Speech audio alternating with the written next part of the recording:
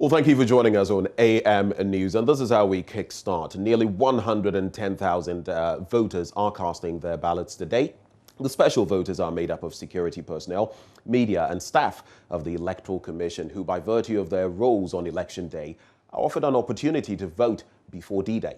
Now, addressing a news conference on Monday, EC Chairperson Jean Mensah said all materials had been distributed in sufficient quantities and the BVDs prepared and deployed.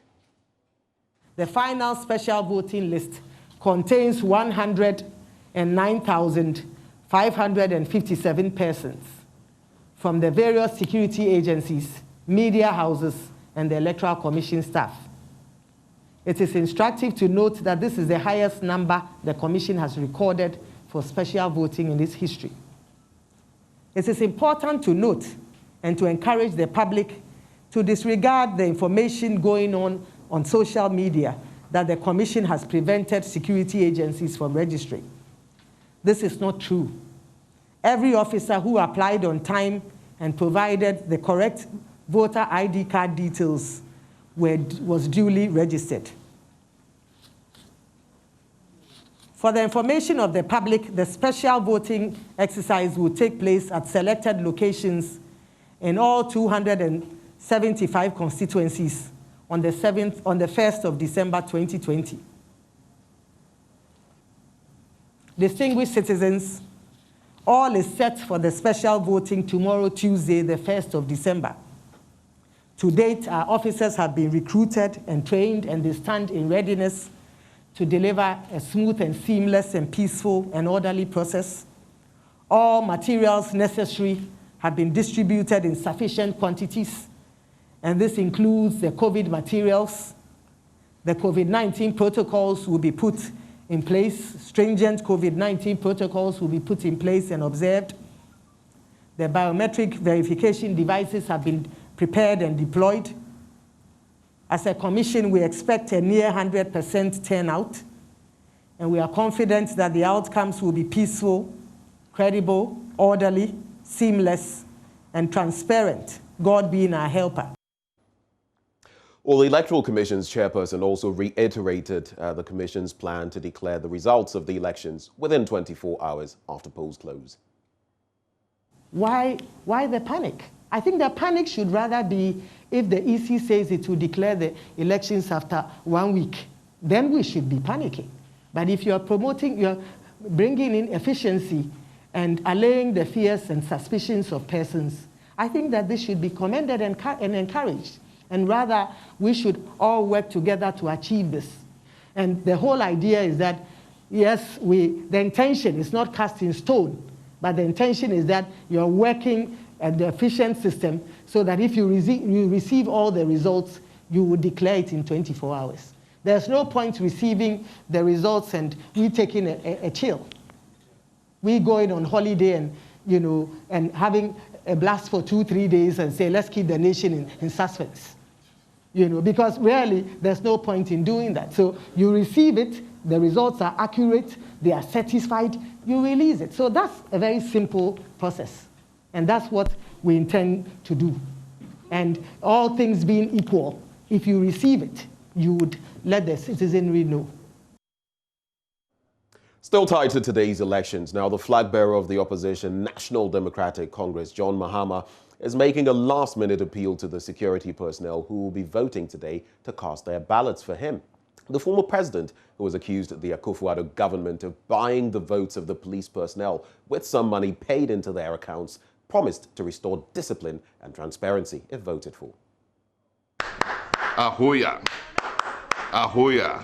Greetings to the gallant personnel of our security services. As you prepare to participate in the special voting exercise, I encourage you to hope and vote John Mahama for a prosperous Ghana that shares opportunities for all. As your former Commander-in-Chief, I'll continue to respect and cherish your patriotic contributions to our dear nation. We all know the current sad state of affairs in our beloved country. The living conditions of Ghanaians continue to worsen. Economic hardship is the order of the day. Yet this government has turned out to be the most corrupt in the history of our Fourth Republic. I make a commitment to the security services that come January 7th, 2021, God willing, under my administration, we will not only ensure depoliticization of the security services, but also restore both discipline and transparency to raise morale. This is my solemn pledge to create opportunities for you and not just a few. Ahoya! Ahoya! Number two. Well, moving from the NDC, let's talk a bit about the MPP. Now, the campaign team of the governing New Patriotic Party says, based on research conducted across the country, the party will win the presidential election with a 10% margin. It is alerting party sympathizers to beware of what it describes as a grand scheme by the opposition National Democratic Congress to create and circulate concocted videos on social media to create disaffection for their candidate and the party in coming days. Speaking at the party's weekly news conference here in Accra, Deputy Campaign Manager for the party, Dr. Mustafa Hamid, said the various social intervention projects undertaken by the administration will do the trick come December 7. I am sure you have seen many of the opinion polls that have been put out by all these organizations, Economics Intelligence Unit, Political Science Department of UG, Benefsin, all of these polls that are in the system. Apart from those polls, I mean, every serious political party does its own research periodically. And all the research that we have done this far shows that, says that we are winning the election by at least 10 percentage points. That's all. So we will win and we shall win, inshallah. That one our research tells us. So we are confident. And we are confident about it, as I said, on the back of all the good things that we have done for this country in 4 years, the volume of work, the people who have been lifted out of desperation and destitution, and all the young people who have been given a ray of hope for their future based on the youth programs that Akufo-Addo has rolled out. All of those things are the reason the people are saying they are going to vote for us. Now, as regards what you call a banter between the president and the special prosecutor, I don't think that, first of all, there was a banter. He resigned. The president accepted his resignations. He sought to say certain things that the presidency refuted. And that's the end of the matter for us. For us, that is a non-issue. What is the issue is what we have done for the Ghanaian people, based on which we think the people are going to vote on December 7th. Well, Special Representative of the UN Secretary General Dr. Eben Chambers says journalists in Ghana should be guided by the heightened threat of terrorism in the sub-region when reporting on the elections next week.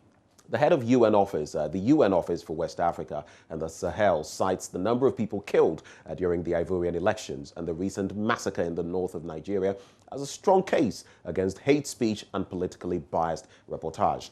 He was speaking at an encounter with news editors in a move meant to sanitize the media space ahead of voting day. That is that we want elections where there will be ballots without bullets. And here I am borrowing from an expression, the campaign of the National Commission on Small Arms and Light Weapons.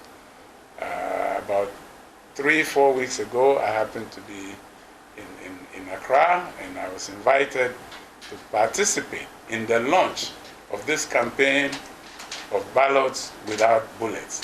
I think all of us, I think editors and all the newspapers must champion this campaign of ballots without bullets.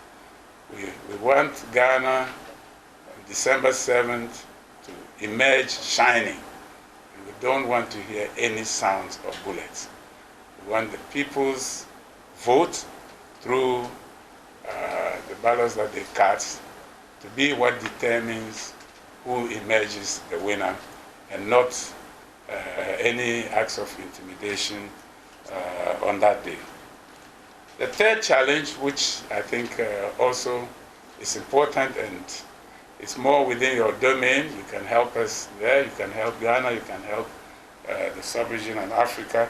It's the issue of hate speech and speech that incites to violence, speech that really does not elucidate, but rather foments hatred and bitterness, rancor. So here, the fourth estate that you are in the realm, you need to pay particular attention to this. Do not give voice to those who spread hate speech, whether they are politicians or civil society actors. Please do not do. 6 days to election 2020. We still are your election headquarters, but let's move on now to some health-related matters. And victims of accidents, pregnant women, and other patients who urgently need blood to survive are at a high risk of death due to the shortage of blood at the National Blood Bank. On the 20th National Blood Donor Day, concerns were raised about the effect of the COVID-19 pandemic on the donation of blood. Judith Awatri-Tando has more in this report. The National Blood Service wants Ghanaians to donate more blood to help save lives. Speaking at the annual National Blood Donor Day, CEO of the National Blood Service, Dr. Justin Ansah, expressed concern about the acute shortage of blood within this COVID period. The COVID-19 pandemic has profoundly affected blood donation and related services nationwide. There is an acute shortage of blood and components in health facilities as a result of the imposition of restrictions on public gathering, which led to the cancellation of mass blood drives nationwide. Meanwhile, the need for blood to save and improve the lives of patients who require transfusion therapy as part of their clinical management of their conditions remains largely unchanged. People need blood all the time, even during pandemics such as COVID-19. Ibrahim Jibril, who was awarded National Best Blood Donor of the Year with an annual donation of 78 units of blood, said that blood was not only a means to save lives, but also an opportunity to get checked for ailments.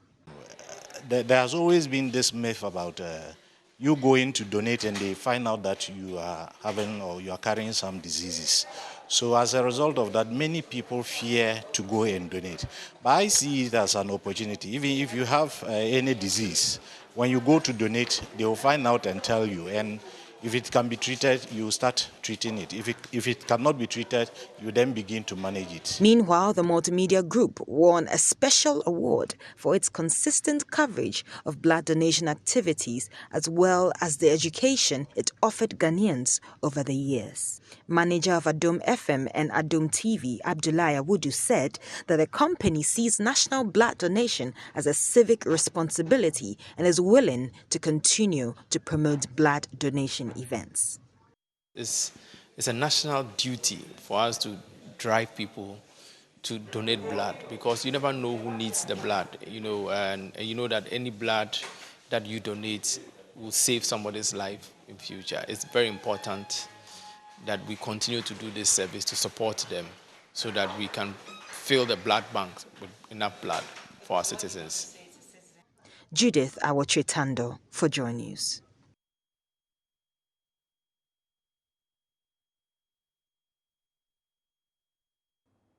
Well, the special voting is going down, and let's quickly cross over to Legon, where my colleague Kweku Asante is actually on hand. Kweku Asante, a very good morning to you. What can you report from the center where you find yourself?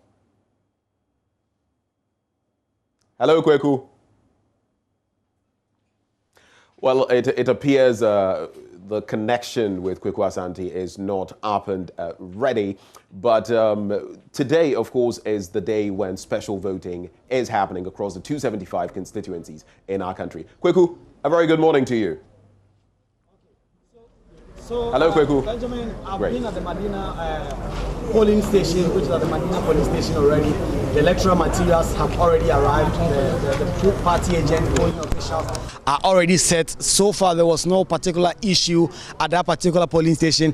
I'm also here at the Legon polling station, where I've actually seen candidate John Dumelo around, who has already been doing his check. But so far, here too, the ballot materials have all arrived. I can see the ballot screens. You can see the party officials, polling agents. Everyone is set to have the specific the specific voting here. Everything is on point at the moment. The COVID-19 protocols are being ensured. If you get here and you're not wearing a face mask, you'll not be allowed inside. And the party and polling agents are all ensuring that they are checking the ballots that have come in and all the paperwork that have in so far. So, Benjamin, so far so good.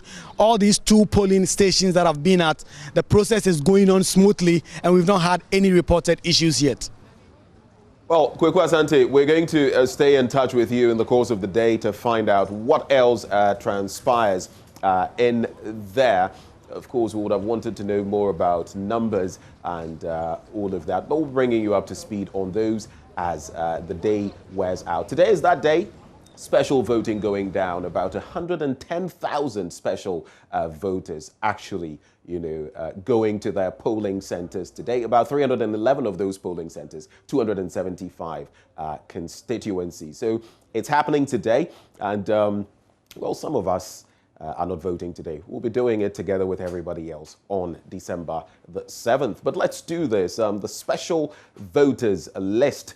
Maybe we should give you a little bit of a breakdown of that. Like I indicated earlier, a total of 109,577 special voters expected to cast their ballots today.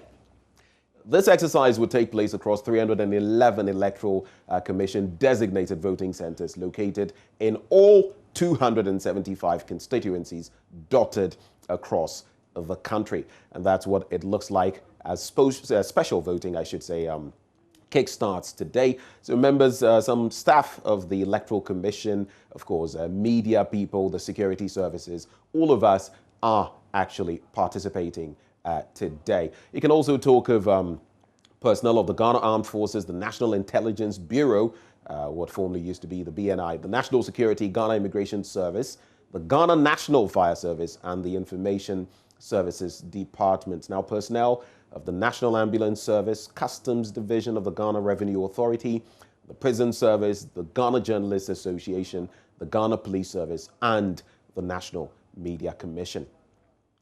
In terms of the breakdown when it comes to the number of centers, maybe just a quick wrap on that.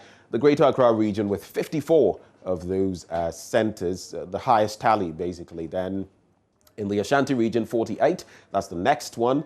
Eastern region, 34, Central region, 26, the Volta region with 21, the Western region with 19. Then there's the Northern region with 18 of those centers. In the Upper East, there are 16 of them. In both Bono and Bono East, there are 13 apiece. And finally, in the Upper West region, there are 12. So that's it for what you should know ahead of the special voting today, with the number of centers, the number of expected voters, and of course the constituencies remaining the same. We'll be bringing you details of that. Let's cross over now to the Pram Pram area, and Manuel joins us from there. Manuel, so good morning to you. Which specific center do you find yourself at, and what can you report from there? Manuel Kuranteng, if you can hear me. Well, Ben, I'm currently at the Methodist Basic School here at Pram Pram, where the special voting is expected to take off at 7 a.m. Essentially, we're having the Electoral Commission's officers currently, setting up the place and getting ready to take off at the planned time. Well, the materials got here at 5:45, just about 15 minutes to 6 a.m. And as you can see behind behind me, a number of people have already joined the queue and are expecting to start the process this morning. Well, the Ningo Pram Pram constituency is a really interesting constituency, at least as far as the Fourth Republican Democracy of Ghana is concerned. Well, we know that since 1992, the NDC has had a firm grip on this particular seat. I'm talking about the parliamentary seat of the constituency. And well, the stalwart of the NDC, E.T. Mensah, after 5 successful terms in Parliament, lost the primaries in 2016 to the incumbent now, Sam Nate George, in a rather, acrimonious primaries which was held in this particular constituency. Well, that picture seemed to have changed, because in 2016, Sam George won the primaries by over 2,000 votes. In 2020, when he came against the man Michael Kwete Tete, he won just by 7 votes out of 809 votes that were cast at the primaries. 2 of them were rejected. 400 of them went to Michael Kwete Tete, and then 407 of them went to Sam Nate George. Well, a lot of the political watchers have described this as some sort of, as it were, disapproval of the candidacy of the man Sam Nate George. Well, that is what this election is about. We'll find out whether or not that assertion, if you like, school of thought, is really what this constituency is about. But we'll take you around and try and speak to the presiding officer and get some details essentially on the preparations so far. The man Charles Butchie, I'm told, is the presiding officer here, and so we'll try and find him. Well, I think he's over here. Let's get a bit closer to the presiding officer at the Methodist Primary School polling center. Well, there are 2 of them, as you can see, one here and then one here. Mr. Butchie, good morning. Thank you so much for agreeing to speak to us. Well, what's the preparation like over here? Oh, maybe you can come down if you can. Great. Okay, what's the preparation? We have 2 centers here. Okay. That's A and B. Okay. And A is my far right, and then B is on my left. Okay. And as you can see, we are trying to make sure that the voters observe the protocols. So we have done the markings on the ground for them to follow suit. And then we're almost ready to start the poll. So I hope everything will go well. What is the number that you're expecting here this morning? We're expecting 957 of voters, mixed with the security, the election officials, a few media people, immigration, fire service. Yeah, those are the men that we are waiting for. Well, I've been looking around trying to see whether or not there are security, officials here on guard, as in like official security duties. Well, I've not seen any. Is there any explanation to that? Oh, they are just here. Their office is just here, so I don't know what they are eyeing before they get here, but hopefully they are aware of this program and they'll come. Okay. Right. They are aware of the program, but have all the materials gotten here earlier in my interaction with some of the people around? They say, well, there's an issue with some of the denominations of the papers that you're given. Tell me about that. Oh, that one, maybe they are thinking about the 7th December one. Okay. But for the special voting one, everything is intact. Okay. We have no worries with that one. Yeah. Okay. So 957 people are expected to cast their ballot here. 7 a.m. you're starting. Yes, please. And you close at 5 p.m. Thank you, sir. But what's the process like after the closure of polls? After the closure of polls, we only call the party agents to come. We seal the ballot box. We will not count it. Okay. It will be counted on the 7th. And then on the 7th, before 5, we need to call the agents who are here with us presently to go to where we're going to lock out the box. We bring it out to either a nearby collation center or where we all agree. We open it up, count, and then do our pink sheet statement of full collation. Then we'll bring the results back to the collation center to fill the first entry point. Then we start the general pool from the field. Yeah. Great. So have all the representatives of the various candidates within the constituency shown up yet? For now, I've seen MPP and DC. I've not seen the others, but I hope they will come. Because yesterday we had a meeting, and I hope they will represent their various parties. Now some are for presidential, and then there are 3 parties, and then an independent for the parliamentary. So they've all shown interest of bringing their agents here. Yeah, so they'll be here. They'll be here. Yeah. Good for Charles Butchie is the presiding officer here at the district electoral officer, as he's just alerting me, of the Pram Methodist primary school, where the special voting is currently just about to set off here. He's just telling me that there are 957 people who are expected to cast their ballot in today's exercise. He expresses confidence in the preparations that have been put underway and says that he's hoping that everything will go on smoothly. Well, quite interestingly, the COVID-19 safety protocols are being adhered to over here. I've seen every one who's here, wearing a face mask, and then I've seen also a Veronica bucket just behind over there with some sanitary towels and then soap and also water for them to be able to adhere to the safety protocols. There are markings,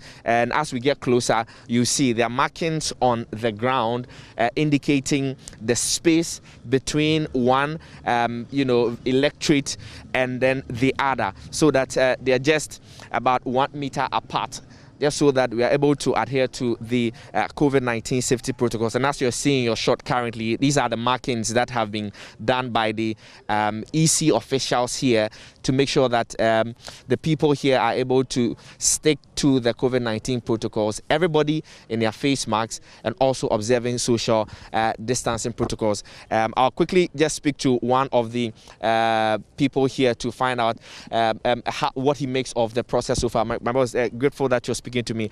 How have you seen the process so far? I think so far so good. I think I've been here, I came here before 6. So far everything is smoothly, no confusion. In fact, before I came here, demarcations were made for protocol, for COVID-19 protocol, so it means everything has been successful so far. And we are waiting for 7 o'clock to start the elections. Thank you. Beautiful. So he seems a bit satisfied with the processes so far. I'm going to hand over back to you in the studio, Benjamin, quite shortly.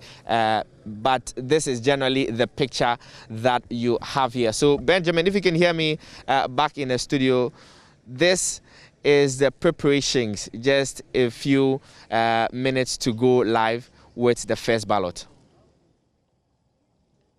Granting and voting, commences in earnest at 7 there. He was actually coming to us all the way from Pram, the Methodist primary there, 2 centers there. But let's cross over now to Ododo Diodio, a flashpoint, one of those hotspots. In fact, all of those constituencies declared hotspots, and Ernest Kojumenu is on hand to let us know what exactly is going down there. Ernest, please take it away. What exactly is happening at the center where you find yourself?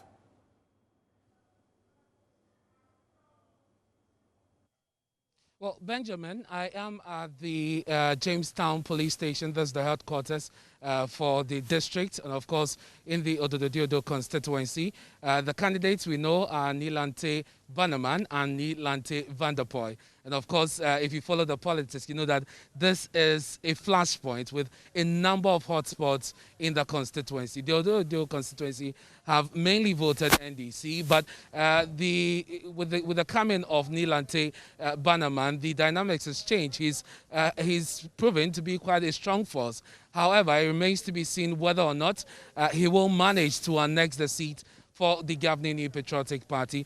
Let me get closer to the setup behind me. The Electoral Commission officials actually started setting up some 20 minutes ago. They brought in the booths and the other materials for this year's election. As you can see already, the queues are forming, and these are mainly security officers, but also some other individuals whom we'll be speaking to shortly. But one thing that is very important about this election is that we're having the election in a pandemic, which is COVID-19. And so you can see that many of the officers who are here and those who have actually queued for the special voting are already in their face masks. The EC officials themselves are already in their face masks. They tell me that they are ready. They are making sure that everything is in place for a smooth running of the polls. They're setting up so. Well, my colleague Ernest Kojumenu reporting from Ododo Diodio, Jamestown, to be specific, one of the voting centers there, and giving us the dynamics. One of the things I just noticed, though, is that there's no social distancing, no real social distancing, at least not like what we saw a short while ago in Pram Pram. But one good thing is that we're seeing all of these officials in their nose masks, and that at least is a very positive development. So special voting going down today, about 110,000 of those special voters from across the country, 275 constituencies, 311 voting centers. And we're bringing you snippets, snapshots of what exactly is happening. We've brought you some of the details from what is going down in Pram Pram, in Legon, and now Ododo Dio. We'll be bringing you more of that. Let's go on to the next one, which will be coming your way shortly. We'll just let you know where exactly we are headed next. But don't you forget, special voting going down today. Well, I'm not going to be one of those voting today. I'm going to do it with the rest of you come December the 7th. I want to be in the thick of things and see everything for myself before I come back in the studio and, bring you pertinent information we're all going to be sharing. But if maybe you're going to the polls today, if you're one of those special voters, you never know, like we did with Manuel Kranting, we just might be speaking to you. So do look out for us. Joy News would be coming your way. And don't you forget, we are your election headquarters. We are your election headquarters. We bring you every bit of information you need. Well, let's cross over to the Ashanti region, Asawase, and my colleague Donko is actually there, Erastus Donko. So what can you report from Asawase, a very interesting constituency as far as elections are concerned in this country? Erastus. Well, so today here at Pakoso, which is the polling center for Asawase constituency, we are the Pakoso police station, and that is the center of voting for this constituency. We are told by the Electoral Commission that 125 people are supposed to cast their ballots today, and so it's not going to be long before voting is finished. As you can see, the setup has already been done. They are just putting finishing touches to what they have, and then the officials will take their seat. When it's exactly 7 a.m., we'll have voting started. They are also observing the COVID-19 protocols. You can see on the floor here, they put some paint marks on the floor indicating social distancing. People are supposed to be in those lines before they come up here and walk over to the other side and begin the process of identifying themselves, verifying, and then starting the voting. We can see some of the officers here at the police station who have been waiting for some time now. They are waiting for officials to complete and start the process so they can cast their ballots before they leave. We have many of the, two of the agents representing the NPP and the NDC also around. We'll have to touch base with them to find out whether everything is okay at the moment. Good morning. Good morning, sir. Which party are you representing here? I'm from the NDC, Asawase constituency. How are things so far? So far, so good.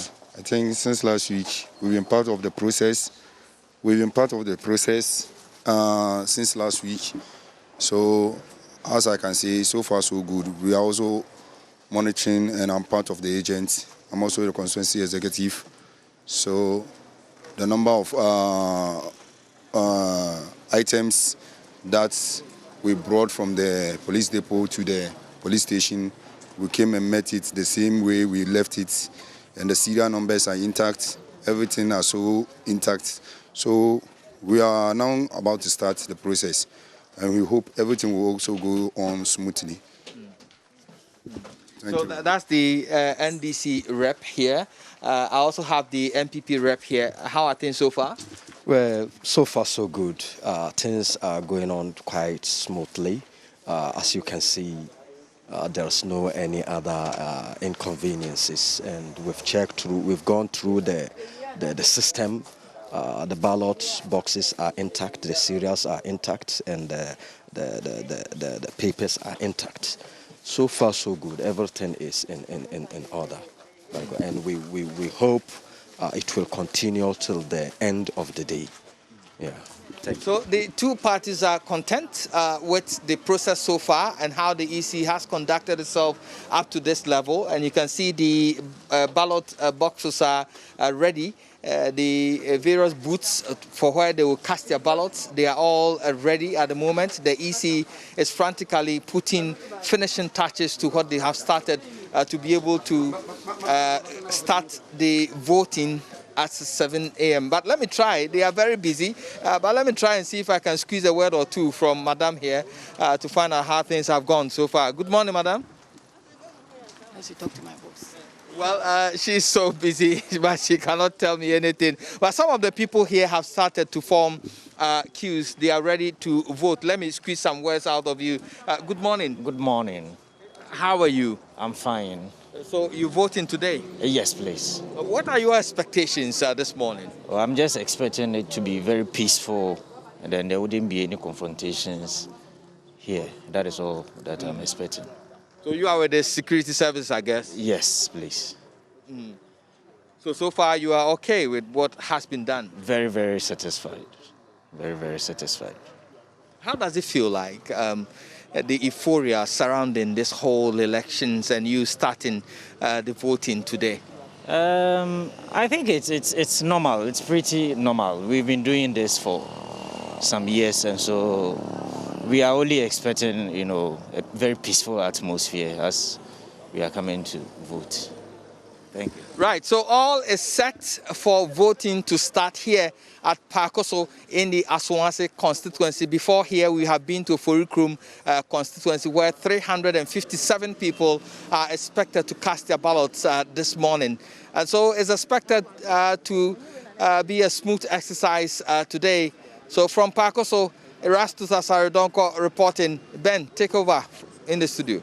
Well, indeed, I am taking over. Thank you very much, Erastus, for connecting with us. It's time now for the news review. Let's find out what the papers are saying about our special voting day, on which Mamavi and I are not voting. Mamavi. Oh, we're not voting today, but we're voting on December 7, God willing. Yeah. Well, is that exciting you, or that's... No, for me, like I told you yesterday, I like being in the thick of things. Today, it's going to be just a handful of people hitting the, polling centers and all of that.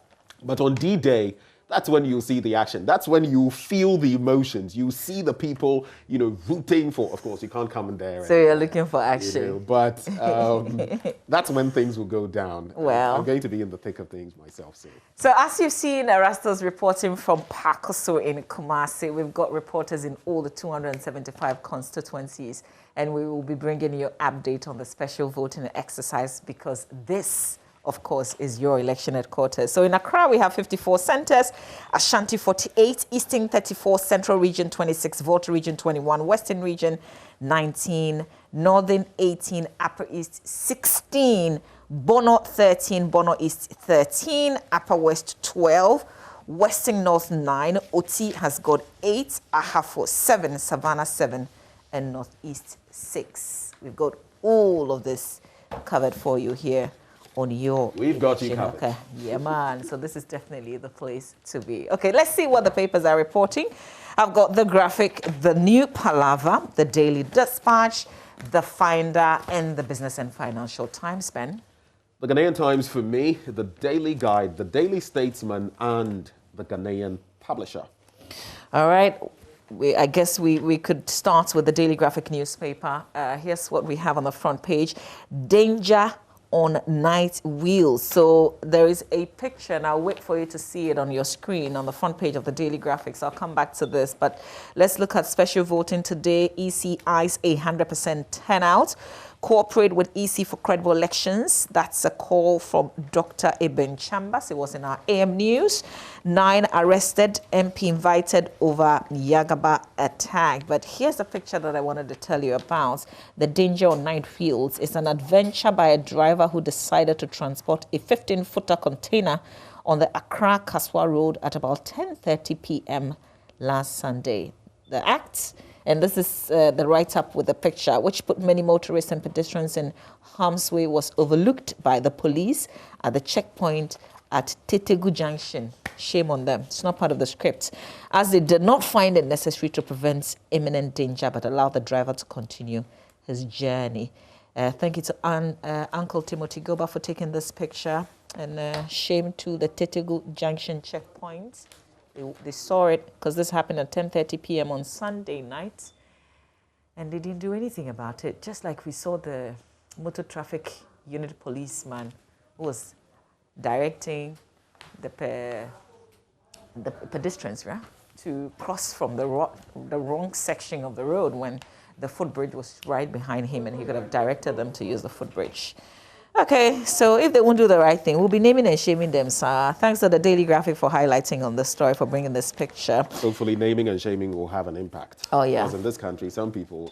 This one will have an impact. They don't care when they are named and shamed. Tetegu Junction checkpoint, Sunday nights. The men in uniform who were there and allowed this to pass. If Mr. Timothy Goba had not captured it and brought it today, we probably wouldn't have known that this never happened. 15 container being transported in such a way. Look at that. All right, center spread. Turn out and vote massively for MPP. President urges electorate. Women are capable of managing the country. That's according to Otunfo said to the second. He said women are capable of managing the country if they're given the opportunity. He's therefore urged the people to have faith in women candidates. And this was contained in a statement issued by the communications director of the PPP, Felix Mantei-Nakra, yesterday. As you know, their presidential candidates visited the palace, and I guess that's the outcome of the visit. NDC supporters protest alleged corrupt practices by governments. This was the march that you took part in, not necessarily as a participant, but you were just there doing kokonsa. I was doing the usual thing that media people do. I was there reporting and, catching what... So you actually marched from Obrasport to where? So Obrasport all the way to, where I had to, return to HQ and take care of other matters, I got to the Makola area. Hey! Yes.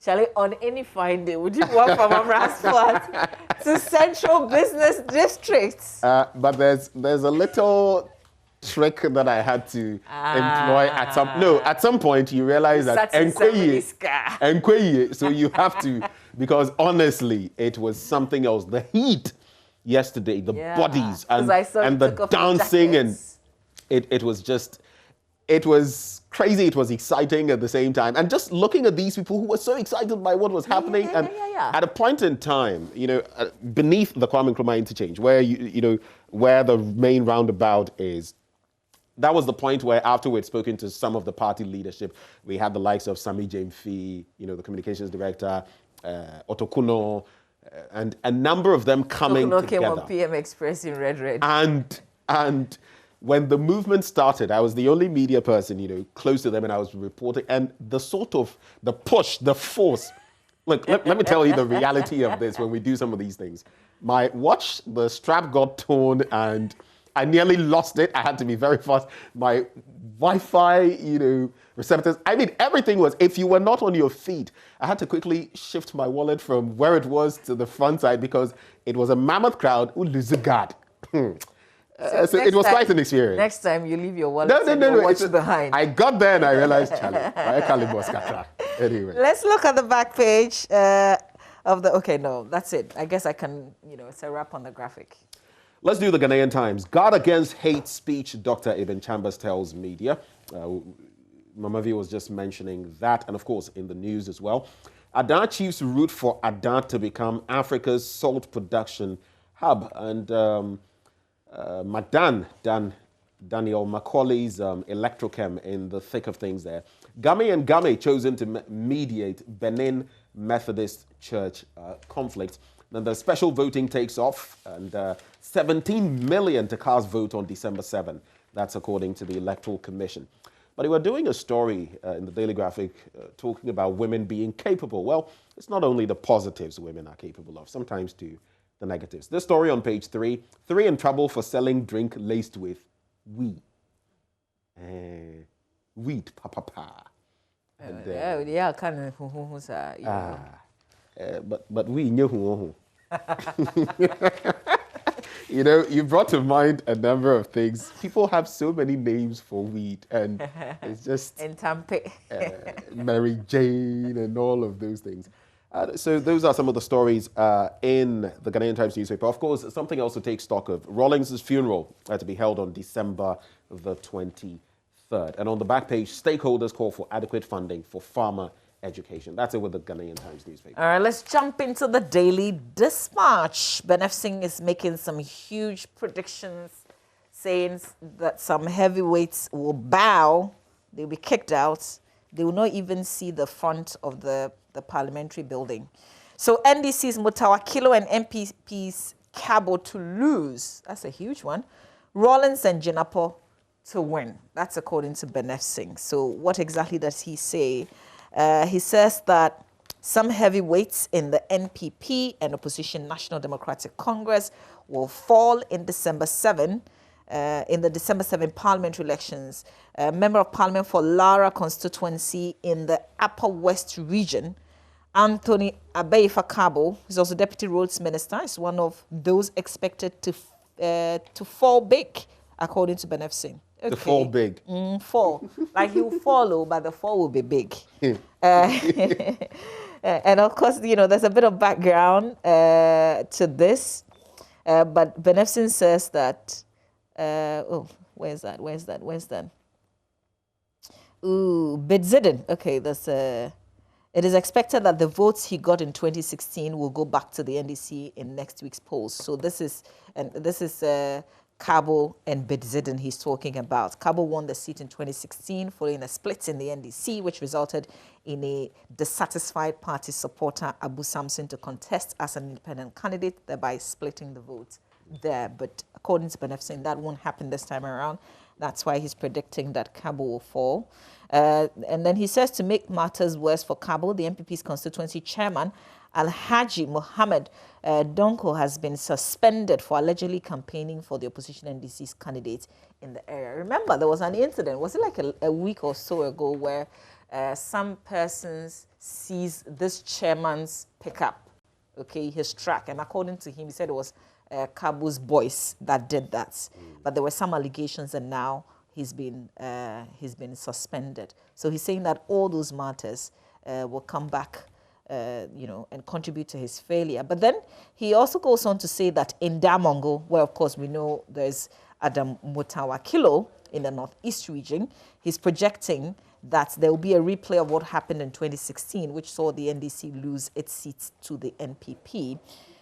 So according to the projections, Adam Mutawakilo will see his seat go to the Deputy Chief of Staff, Samuel Abu Jinapo.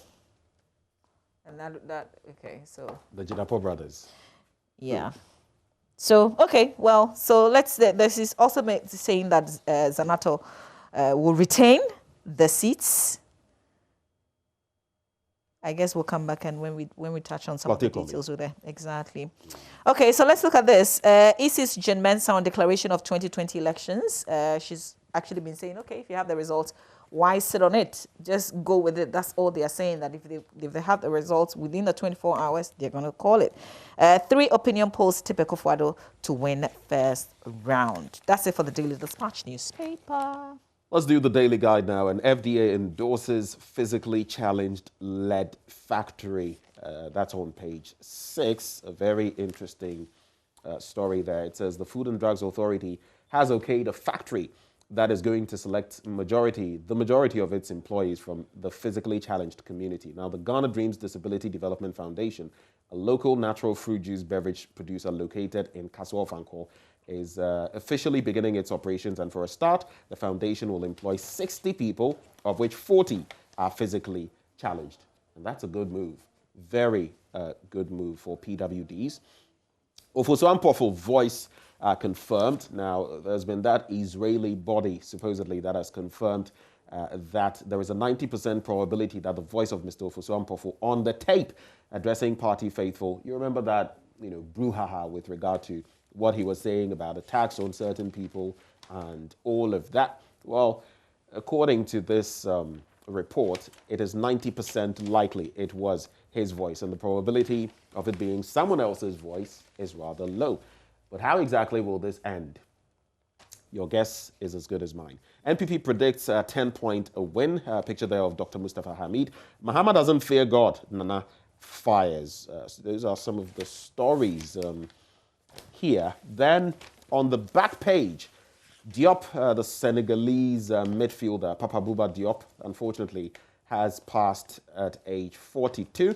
But my very own Edison Cavani is hot over an Instagram post. You can grab your copy of the Daily Graphic and the Daily Guide, I should say, and find out why. Now, he used a certain term that he says in Uruguay is commonplace, but apparently in the UK, it has certain connotations. And that was in an Instagram post, and he is apparently hot, in hot waters over that. So careful what you post on social media. That's right.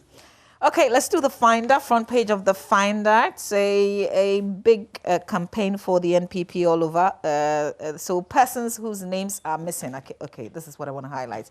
Persons whose names are missing to vote, according to the EC. So I'm sure if you follow the Electoral Commission's presentation yesterday, that of the chairperson, she did mention that there were some delays in the presentation of the names for the special voting, particularly with the media persons.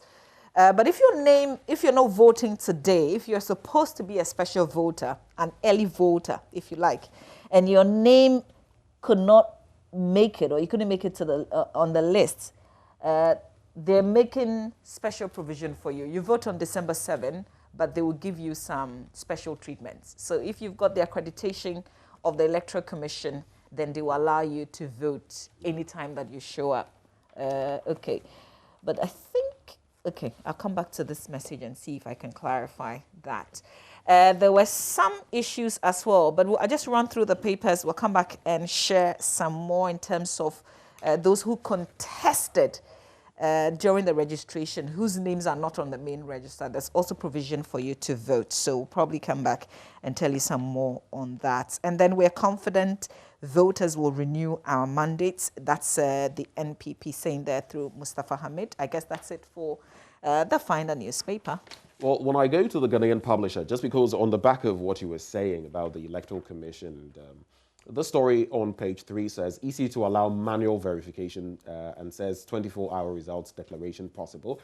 And the point of focus is that according to the EC, it will provide details of persons whose details have not reflected in the final voters register, and they would be provided the opportunity to vote next week.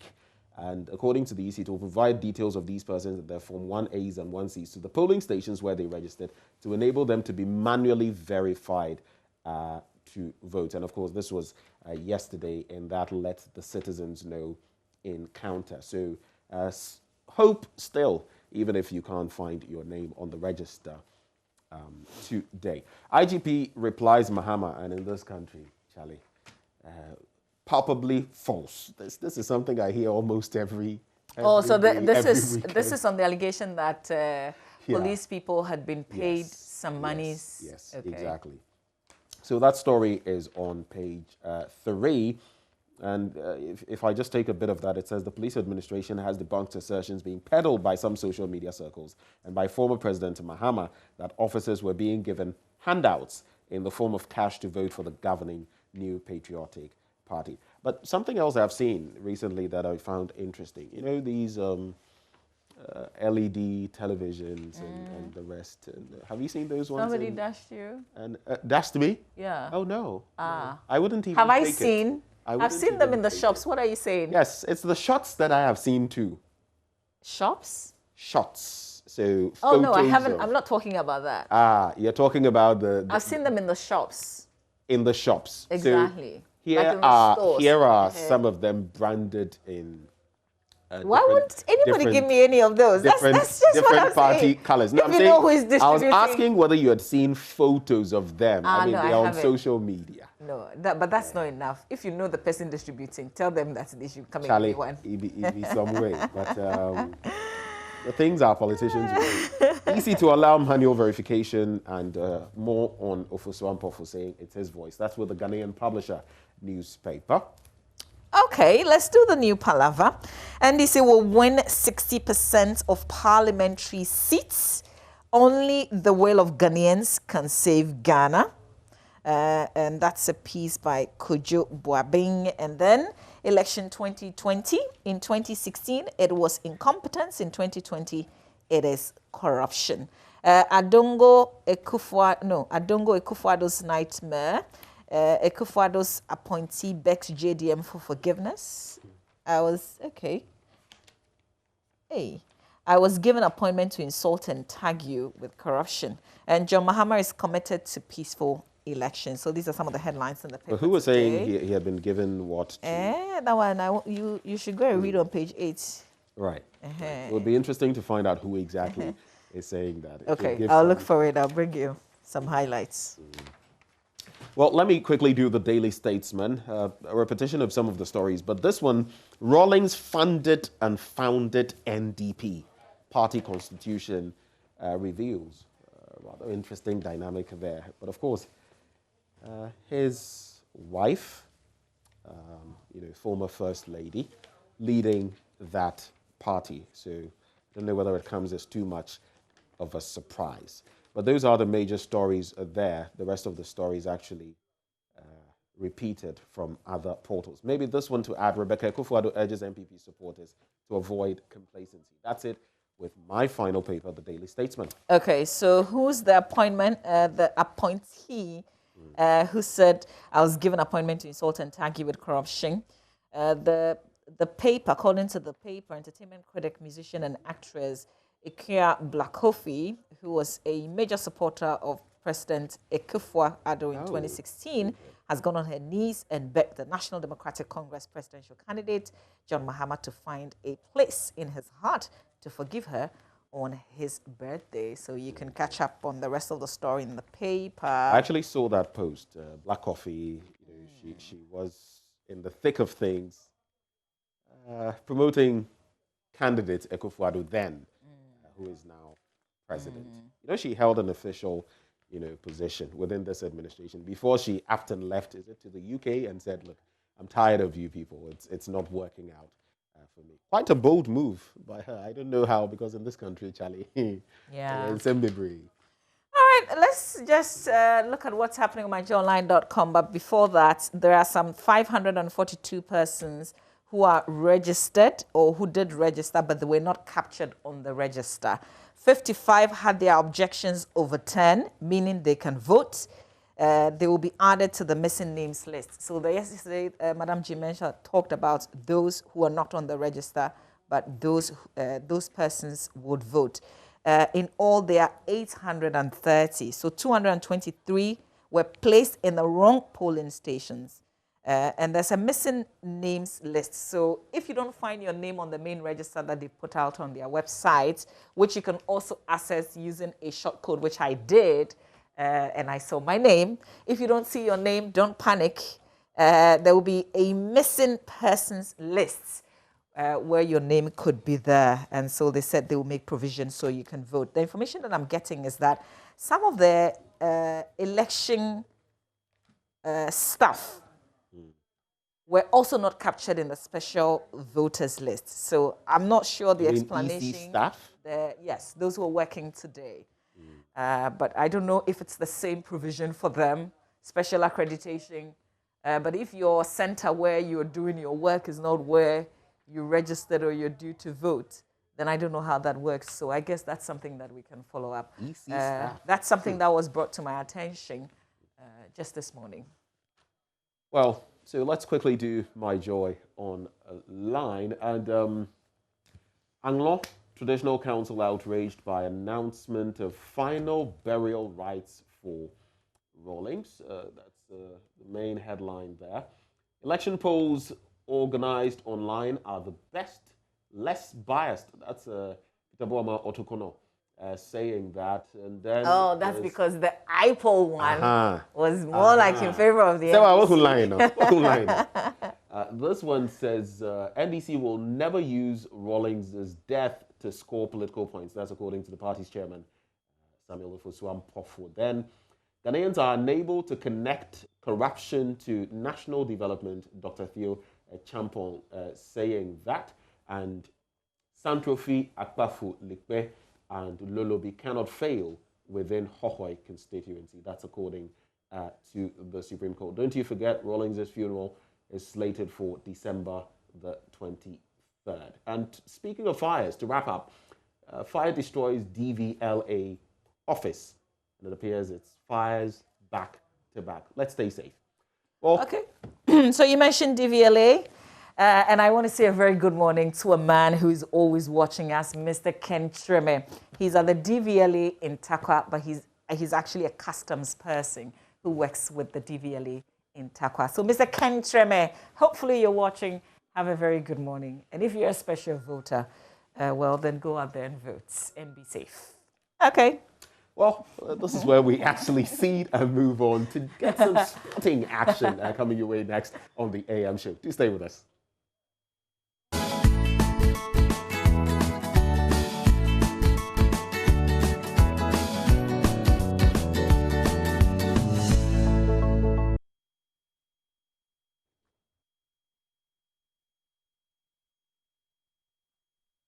Hello, good morning and welcome to the AM Sports with me, Oreko Ampofo. We do start off from the local front where the Black Princesses stumped Morocco 4-0 yesterday at the Accra Sports Stadium. Now, the team lost to the same opposition last week Thursday but recovered yesterday with a scoreline of 4-0, and head coach Yusuf Basigi attributed his performance due to the poor performance in the first leg due to ill preparations.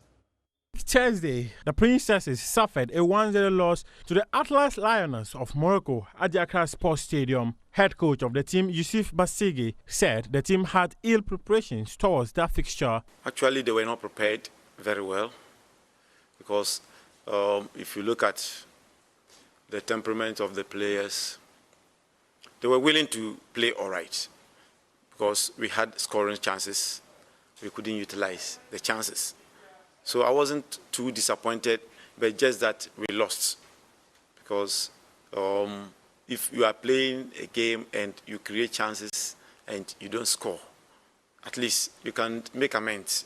And that was exactly what we did. We went back to ensure that this time round we'll be able to convert our chances. And we really did. Mukarama Abdullah is keeper of the side who had a blunt performance last week Thursday, showed up with 2 goals. She says they were psyched up for the game after that disappointing defeat to the Atlas Lioness last week. We have sacked ourselves and motivate ourselves to play according to the coach philosophy and listen to the coach and the technical team. Thursday was not a good game, but we promised Ghanaians and our coach and the technical team that today we are putting in much effort. We are going all out, playing our hearts out to win for Ghanaians, and that really happened. I think we had a few meetings with the coach, which he encourages us as we lost on Thursday, and he keeps sacking us every meeting we had to stay on our feet, stay focused and concentrate in the upcoming game today, and that really happened, and we won the match today. The Princesses have broken camp after the 4-1 aggregate victory over Morocco. Their return date is indefinite. Let's now do some Ghana Premier League, where Legon City's forward Asamoah Gyan is eager to regain full fitness after playing his first league game for the Royals on Friday. Now, many soccer fans have raised concerns about the fitness of Ghana's all-time top scorer after his 20-minute cameo in the last match against Mediama. There's more in the following report. Asamoah Gyan was a second-half substitute when his team Legon Cities FC clashed with Mediama SC in a Week 3 fixture of the Ghana Premier League at the Accra Sports Stadium on Friday. The former Black Stars captain was making a return to domestic football after 17 years. Baby Jet, as he is affectionately called, says he enjoyed his 20-minute cameo. I did a couple of good things on the field. I did a couple of positive something, but I didn't get enough chance. But I was just doing the right things. I was just doing the basics. Just to test the waters. As time goes on, we see how it goes. John, who has not played active football for almost a year, is eager to return to full fitness. I just want to enjoy. I just want to enjoy my football. I think I need to work on my physical condition. Mentally, everything is already. Physically, I have to take down some kilos and improve on my fitness level. Definitely, when I'm on the field, everybody knows what I can do. So I will just make sure I work hard and then get back to my normal shape, and then we'll see what happens. Legon Cities FC has yet to win a game this season, but the inclusion of Ghana's top scorer might propel them to a top 4 finish.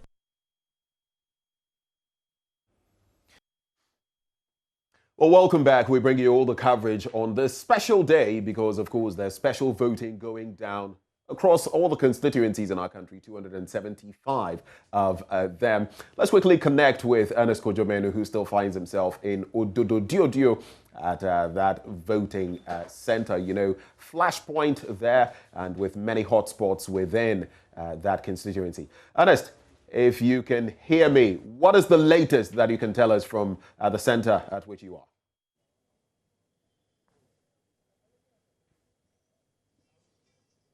Well, Ernest is here in... at the Jamestown police station, voting began exactly at 7 a.m. on the dot. The district electoral officer for the district, Odododiodo, briefed the electorate. At the time, there were about 15 of them in the queue about the processes, how they should go through the various processes to cast their ballot safely. So he did that, and just at exactly 7 a.m., the poll started. The first ballot was cast about a minute after. And so what is happening is that right now, because the sun is coming up, Benjamin, you can see in the background, they are trying to put up a tent so it can provide some shade for the EC officials who will be sitting here all day. But I must say that the COVID-19 protocols are being observed here at the Jamestown polling station. So what happens is that the first port of call is to wash your hands right here, where you have this yellow Veronica bucket with water and tissue on it. This EC official will take your temperature like you're seeing right now. There's also, they provided a bin for the tissue paper, just so that you don't litter the place. And then you move to the first table, where you'd have your name checked, if indeed you have your name in the voters register. So the EC officials will do that. And that will be the first ballot that will be given to you for the presidential elections. And so you do the check-in here. We have 2 EC officials here at this particular table. Once your name is verified, you are given the presidential ballot paper. And then, of course, the indelible ink is also applied.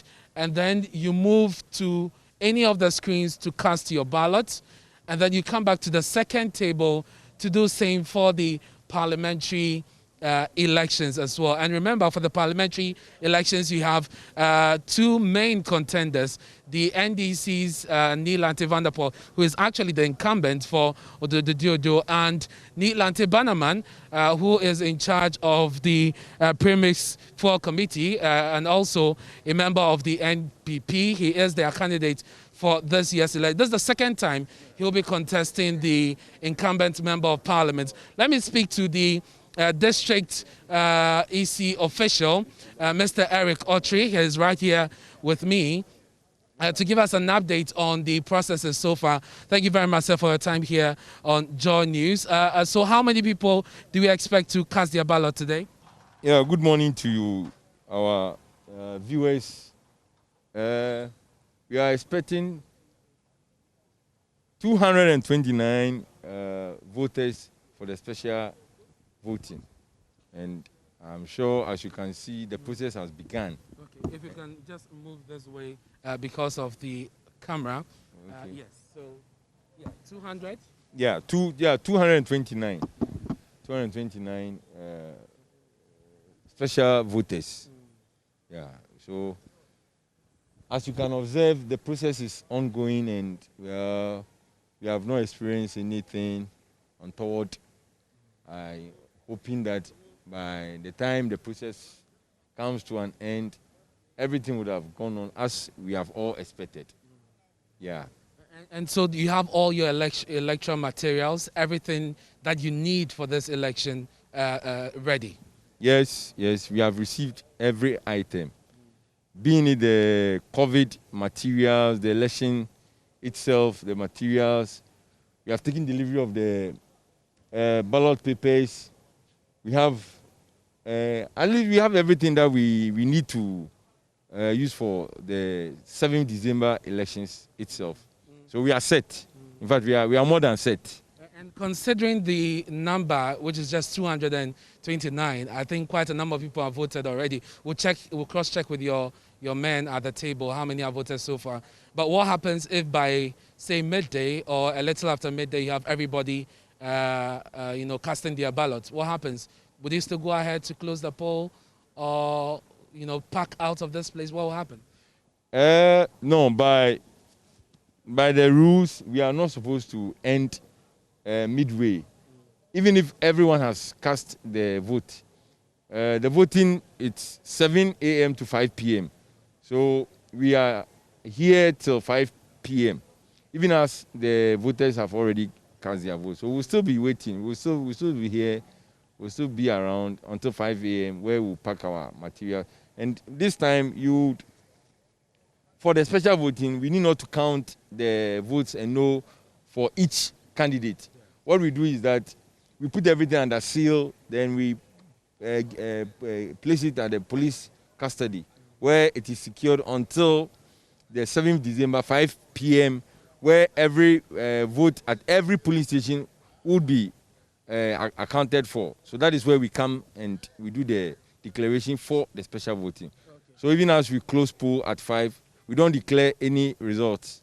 We leave the materials, we put under safe, then we go on and we wait for the 7th December itself. Okay. And so that is Mr. Eric Otri, who is the EC District Officer here at the Ododo constituency. This is the Jamestown Police Station, which is serving as the center for the special voting today. As you can see, the process is ongoing. I'd want to speak to the party representatives as well to find out what they make of the process so far. At the start of the polls, actually before the polls started, they went through the election materials as part of the accounting for ballots with the EC officials. I just want to speak to them to find out if they are satisfied with the process so far. We have a representative of the NDC here. He is an agent today at the Special Voting Center here at the Jamestown Police Station. Welcome to join us. Thank you very much. Your name, sir? My name is Shadrach. Okay. What do you make of the process so far? We started polls at exactly 7. The COVID-19 materials are in there. What is your observation so far? Well, so far I can confirm that it's so far so good. The process has been very smooth and the EC have been very, very cooperating. And also the other agents here, everybody have been very, very, very cooperating. And like I said earlier, the process is moving on smoothly. There is no issue. Just that before the commencement of polls, as agents, we were supposed to record certain things. Okay. For instance, the serial numbers for the ballot papers, then the serial number for the validating stamp, and then for the BVD machine as well.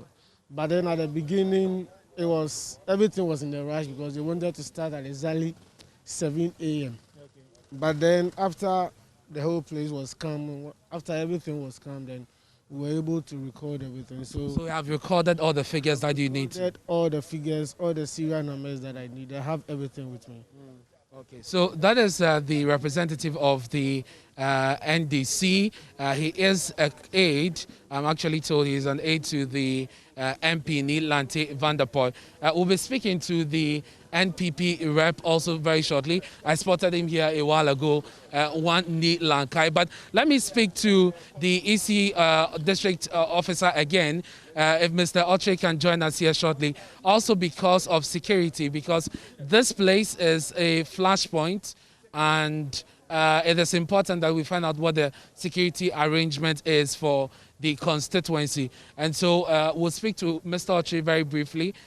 Even though we are in a police station, I have been here before in 2016, and there were some skirmishes, you know, and so it's important to find out what the security arrangement is for today's special voting, and we'll do that shortly and get it later. So, but for now, the process has been smooth so far, and voting is underway. Benjamin. Well, Ernest Kojamenu bringing us up to speed with developments there as far as Jamestown, that center is concerned in Ododo-Diodio. Of course, we'll be bringing you more action from different, centers from across the country. Of course, earlier this morning, we took you to Pram Pram and Legon as well. Well, Maxwell joins us from Koforidia. Hello, Maxwell.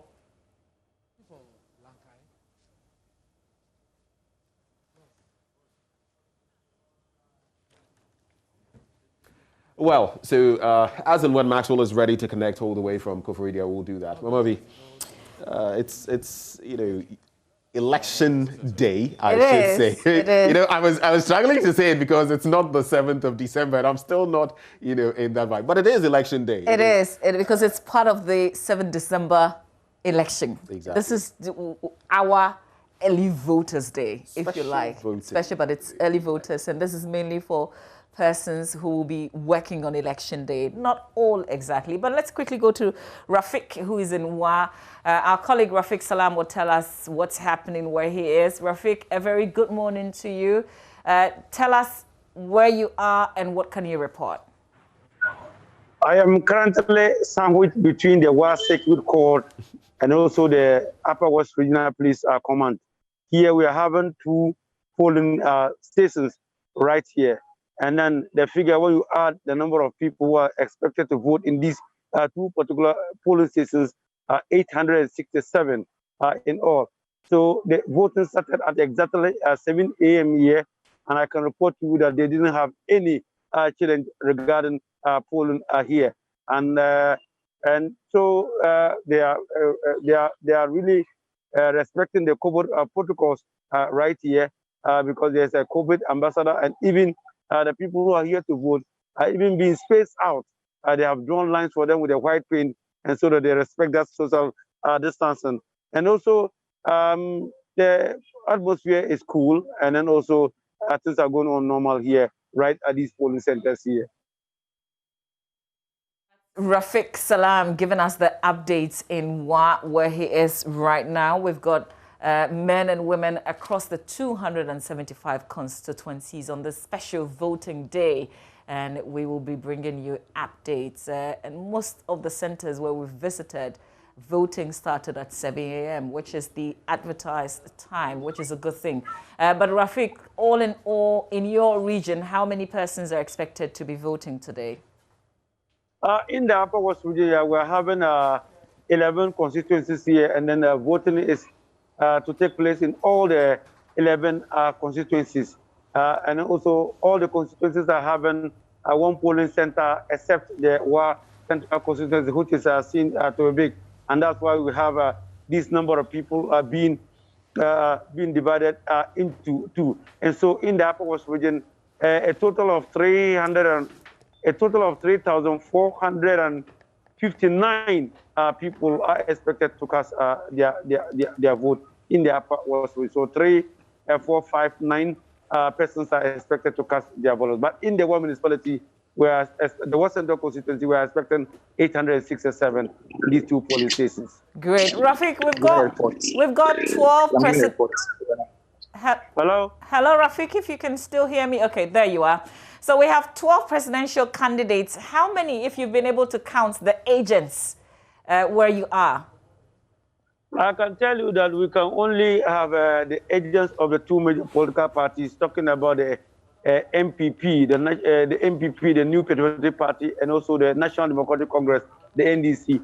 They are the only parties here that are having a representation here. The rest doesn't have. So, but I can count to you that the NDC, they have as many as 4 party agents. So too is the MPP. So the agents have their number of 4. So in all, we have 8 party agents right here, and which is shared equally by the 2 major political parties. And Rafik, also tell us about the security situation What kind of security arrangements is there? I have spoken to the regional director of the Electoral Commission, Mr. Ali Osman Adamu, and he told me that yes, despite that majority of the people who are voting in this particular polling centers, they have not left it to chance. And then they have also have additional security led by DSP Clement Ali, who is the operations commander of the police here. They have also details of men here at the centers, and so they are here. And so they are not leaving anything to chance. Security here is good and it's cool. Rafiq Salam, we'll leave it here. We'll come back to you a bit later on for some more updates. Rafiq Salam reporting from Wa. From Wa, we move to the Bono region. Anas Sabet is our colleague on standby. Anas, a very good morning to you. We're told that there are some 13 centers in the region of Bono. Tell us exactly where you are and what you see. I'm in the Bono East region, rather. We have 13 centers, as you rightly mentioned. And out of the 11 constituencies, 2 of the constituencies had over 1,000 voters. And as a result, the East team had to split those polling stations to 2. Techiman South had over 1,300. And so we have polling station A and B here in the Techiman South constituency. Same applies to the Atewa Mantin constituency, which has over 1,000 voters, and that constituency has also been split into 2. The rest of the 9 constituencies all have 1 polling station each. We are expecting over 5,000, about 5,856 voters to cast their ballots by the close of the day today. Almost all the constituencies, from the information we are gathering on the grounds, have started the exercise smoothly with no hitches yet. I've been engaging the regional EC director moments ago, and he tells me everything is set in terms of logistics from all the areas of the region. Anas Sabet, a very big thank you for the updates. We will come back to you, so keep monitoring the situation there. We'll move to Manuel Kranting, who's been reporting from Pram Pram. Manuel, has anything changed significantly from when you earlier reported?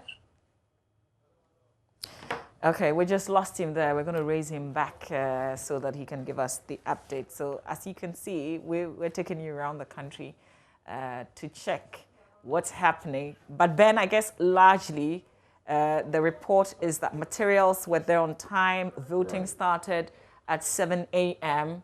And everything is going on smoothly. That's what we've been told so far from our reporters. So far, that would be the picture that is being painted. And of course, party agents as well. That may be the only sticking point where it's the 2 major political parties that have their party agents there. But by and large, a successful process so far. And we pray that it will actually end that way. And don't you forget, for those of you watching, this is your election headquarters, brought to you by Petrosol and Cowbell Coffee.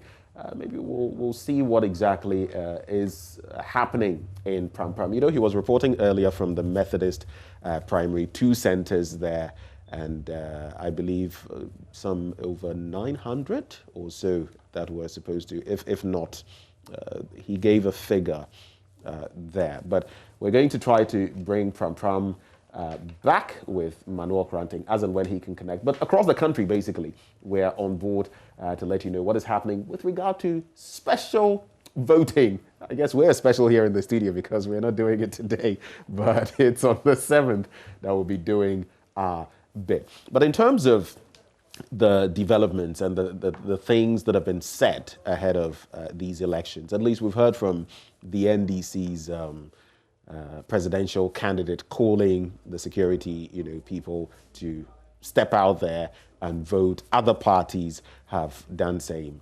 Interesting times. We'll just wait to see. This reminds me of the American election and how, ahead of time you get to know the number of people who have gone to cast their ballot and which way it's going. In our country too, in our setting too, it is similar.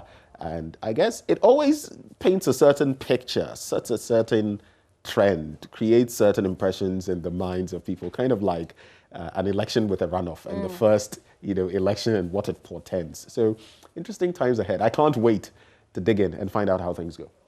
Yeah, so what we see today basically is what's going to happen on December 7, except that it won't be just 109,557 people voting. It will be a whole lot more than that.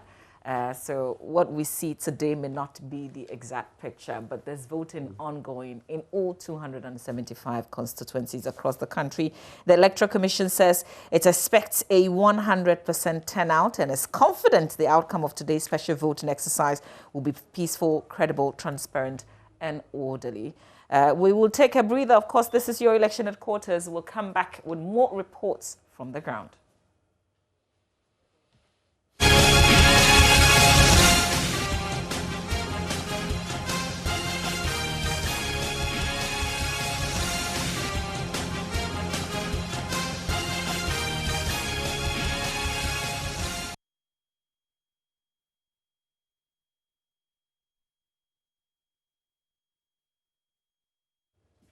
All right, it's just a few minutes coming up to 8 a.m. Voting started at about an hour ago. Manuel Cranting has been reporting from Pram Pram. Manuel, has anything happened since you last reported? Anything significant? Well, significantly, what has happened is that polls have taken off. At the last time I spoke to you, they were just getting ready to set off the process here. Well, as at 7:05 a.m. today, the first ballot was cast here at the Pram Pram Methodist Primary School here within the Ningo Pram Pram constituency. Well, like I intimated earlier, there are about 957 people who have been registered on the special voting list, and all of them are expected to turn up this morning, or at least within the course of the day, to cast their ballot. Just about 30 minutes into the polls, I checked with the EC officials who told me that there had been, and of course there are two different polling stations here, polling station A and then B. There had been about 65 people who had been verified and issued ballot papers to go and cast their vote. And so generally it's been, almost an event-free, in fact, actually an event-free, process here. But this gentleman just came from the booth, the polling screen, and I'll speak to him briefly to find out how the process was. My boss, great. So how was the process? So far, so good. The process has been very smooth. No problem at all. Well, no problem at all. Just tell us how it went. Where did you start from? We're seeing some Veronica bucket around here and so on. How was the process? So I got here around 7:10. I joined the queue, walked to the Veronica bucket. My temperature has been taken. I washed my hand, went to the verification list. My name was checked, and my name was verified, and I proceed to pick the presidential ballots, and I went to the booth and I vote. So after that, I proceed to the parliamentary, and I did the same as well. You are a security officer? No, please. Okay, what do you do? I'm a nurse. You're a nurse, okay, yes, great. A health official. Well, thank you so much for speaking to us. He's just cast his ballot, and several others are waiting in the queue. And like I earlier said to Benjamin when he came to me, there are some demarcations on the ground, just indicating the space that is supposed to be left between one person and the other. Let me just speak to this gentleman. My boss, how long have you been here? Oh, about an hour. You've been here in the queue for about an hour. Okay, so how has the process been for you? Everything is moving on smoothly, and we thank God that, and we like the way and how the system is going, and everything is going on well, and we pray that it will continue like that. Are you a security person? No, EC official. You're an EC official. Okay, great. So he's an EC official within the constituency, and he's here to cast his ballot. I'll just get a bit closer to the EC officials themselves who are here. But so I'll just run you through the process. When you get here, you join a queue, and there are demarcations of 1 meter spaces between all of the people in the queue. Your temperature is first taken, after which you proceed to, wash your hands and paper towels here that you use to clean your hands and dry your hands after washing. Then you proceed into this particular queue where you join to get your name and identification verified, after which you are issued with a ballot paper, and then you move straight into the polling booth to cast your ballot. So this is being the, as it were, the chronology of events when people get here. And I'm going to speak to the leader of the team here at the Pram Methodist Basic School. Samuel is here. Samuel, my boss, if you just give me a minute. Quickly, great. So he is being superintending over the process over here today. Just describe to us how the process has been since 7/5 when you cast the first ballot. Yeah, the process is okay. Everything is under control. We're maintaining the protocol. The line is formed, as you can see. Shall I come for you? Okay. Yeah, the line is well formed. They are taking their hand washing, going through the process.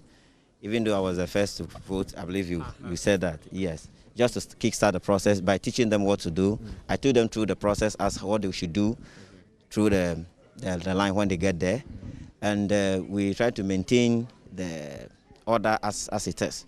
And in the beginning, we realized that we have some people trying to look at the position of the screen, for which we are able to resolve it amicably, so there's no problem for now. We'll talk about the positioning of the ballot screen very shortly, and this was an issue earlier among the polling agents of the various candidates here. The EC was able to resolve that issue. We'll talk about that very shortly, but tell me what happens if somebody gets into the verification area and does not find his or her name in there? For now, we assure ourselves that, or we are sure that everybody is being captured for this particular exercise. But wherever we will not, if there is any issue that we don't find the persons in, we'll find a way of addressing it, which we will use our higher authority to address it for now. But for now, we have all the names being captured for both A and the B stations for now. We know that the biometric verification machines have facial recognition features. Has there been the need to use a facial recognition? Yes. This morning we have done about 3 facial recognition at the police station A, likewise the other one as well. So the statistics are that now we have some facial recognitions aside the finger verifications. Apart from the finger verification, you have some facial recognitions. But that's okay. Talk to me about, the queue seems to be building up massively. And I don't know, at the last time I checked, there were about 63 people who had already been verified and had voted. I don't know what the number is now, but at this pace, do you think that perhaps you'll be done before the 5 p.m. deadline? We don't anticipate that, because all our officials are going to vote today. And we have about 957 people we are expecting, even though they are in 2 sections. But by close of day, we are expecting all the officials to take their vote or to cast their vote first before the day. So we don't anticipate finishing before 5. But even if you finish before 5, we'll still wait until 5 per the rule. We didn't go. You still wait until 5. But now talk to me about the ballot screens, and maybe a camera could just pick the positioning of the ballot screen so that we're able to describe to you. Earlier, this wasn't the position; it was turned the other way around. Yes, we only want to maintain the security and prevent anybody from doing anything beyond what we are expecting. Assuming we turn it to face any other place where the person will do something that will damn the image of the commission, wouldn't want that. That is why we agree together with the agents that, okay, this best will do for all of us. And that was the agreement we reached. What's the difference between this positioning and then the other way around? All of them are okay. But the issue is that if the officials will be a bit, or seeing it with the officials will be better than exposing it to the electorate. Yes. So that the officials are able to monitor properly, that nobody brings any foreign material. We also have to be sure that they are able to put the ballot into the box, because some could come and unintentionally or intentionally take the ballot away, which will affect the counting afterwards. So we want to monitor that movement of the ballot. Now let's talk about, and you know that this election is, happening within the pandemic. A reason you're having to, stick to all the COVID-19 safety protocols. We know there's hand washing, there's social distancing, there's wearing of the face mask and so on. When you take somebody's temperature, for instance, and the person is, say, running beyond the average, are you going to turn the person away? Not really, not really. We're going to work on all of that. What will happen is that there are some even health officers around us. But for now, we will have to hasten his or her voting process so that he can quickly leave. What we need to do, we need to give the person attention so that they'll pass through the process quickly and leave. But we can't tell the person off. It's not part of our rules.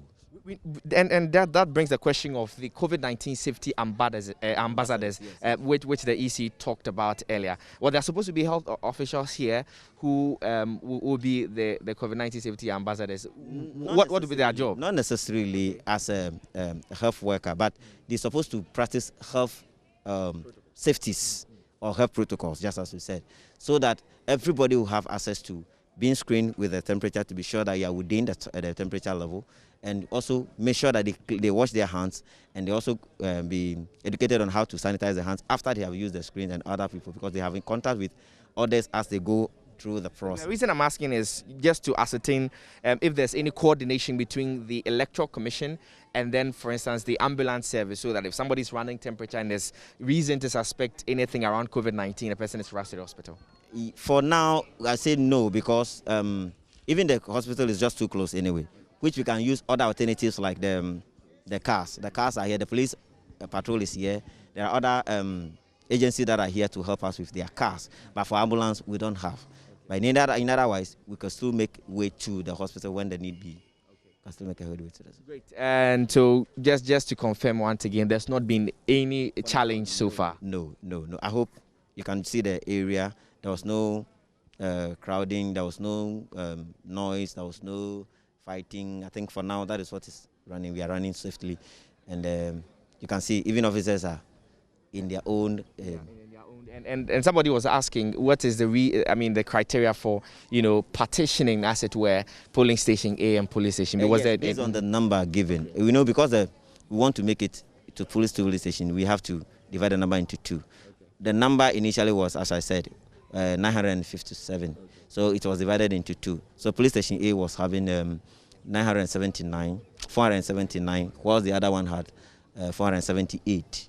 That gave birth to 957. And I like the expression that gave birth to 957. That is the total number of registered voters, at least on a special voting list here at the Ningo Pram constituency. I'm going to hand over back to you in studio. So from here, very smooth process at the Pram Methodist Basic School, and all is moving on as expected. We'll bring back to you some update as and when we get the Mama V. Great, Manuel Cranting, thank you very much.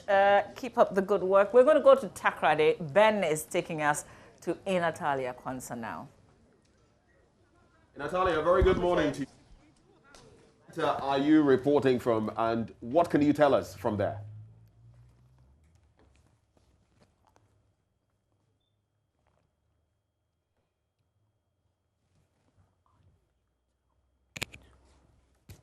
Well, Natalia, it appears you've muted your connection, so please unmute so we can hear you. If you can hear me, Natalia, please unmute so we can catch exactly what you're trying to say.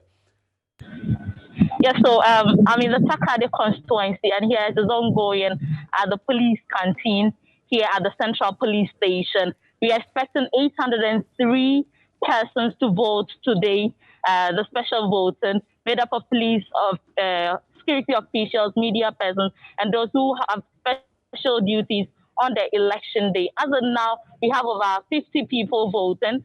From this morning, the process has been smooth. We have all the COVID-19 protocols put in place here. So what happened is they started at exactly 7 a.m.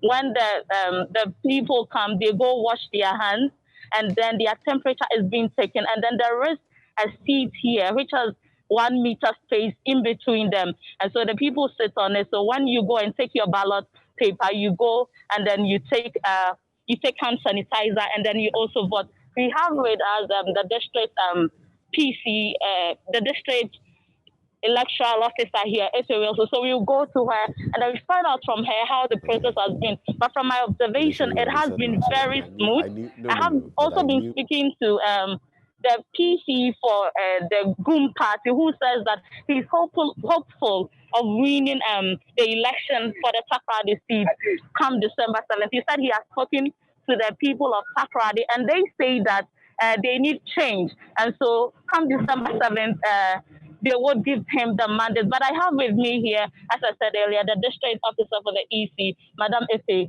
Wilson. Good morning, ma'am. Good morning, Anne. Yes. So we want to find out from you how the process has been.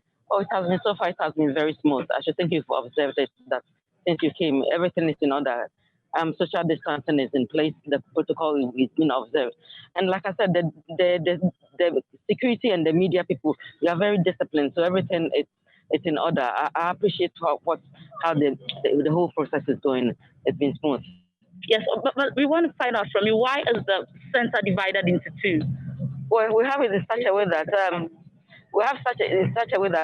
we don't want people to queue for a very long time. And so the number is for the special voting is 803. So one center have 402, the other center have 401. Now the commission has in place that every register, if it is at a point of 429, it has to be cut off so that the center will be divided. 749, you have to be cut off so that the center will be divided. So this one is more than the 750 that we want. It's more than 800. So we have to divide the center into two so that we can have two centers for people to cast their votes in ease. Yeah, we've seen that you've gone through all the COVID-19 protocols, but when they move, you are not sanitizing the chairs. Why are we not having that? What we do is that the chair, you wash your hands, we go through the social protocols like you've already seen. When you finish the process, you sanitize your hands at the end. So the sanitization is done at the end of your process. When you finish all the process, you sanitize your hand, then you go out of the system. At other places, we have only two, the main parties, agents here. What do we have here in Takoradi? We have all of them. We have Boom here, we have the MDC, we have MPP, we have all the other reps. Those who don't even have the parliamentary candidates, they have the presidential candidates have their reps in place. Okay, can you give to us that from morning to now, how many people have voted and when are we expected to vote? Are we going to expected to vote earlier, end voting earlier? Even if you finish all your people for 100% at even 3 o'clock, you cannot end the process. The end period is 5. So you have to make sure that you stay to the end of the time that commission has put in place because before you can close up. You cannot close early. Now, if you want the figures, I have to combine the A and B before I can get to the figures, of which I cannot really get it to put it together now. Okay. All right. So thank you. So you had the district officer for Takoradi constituency, EC, they explained to us the process, how it has been for her this morning, and how the election is going here in Takoradi.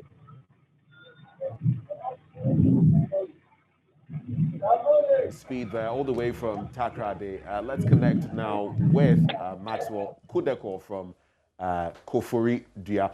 Maxwell, if you can hear me, what is the specific center at which you find yourself? What is the action happening there? I'm presently at the Galloway Police Church. That is a New Durban South constituency where the early voting is happening for people who will be engaged on December 7th. The New Durban South constituency has the largest number so far in the Eastern region. That is 837 votes here in the New Durban South constituency. The entire Eastern region recorded or are expecting 7,893 votes in the Eastern region within the 33 constituency. Apart from the New Durban South constituency, the West Achim constituency follows with the highest number, that is 678. In Sahom Adwajiri has got 619 expected votes, and the New Durban North has 506 expected votes. Among the 33 constituency, the Achimasa constituency has the least number of expected votes in the region, with only 50 expected vote in the Achimansa constituency. We were here before 7. We got here the Galloway Center around 6 thereabout. We met a lady who said he got here.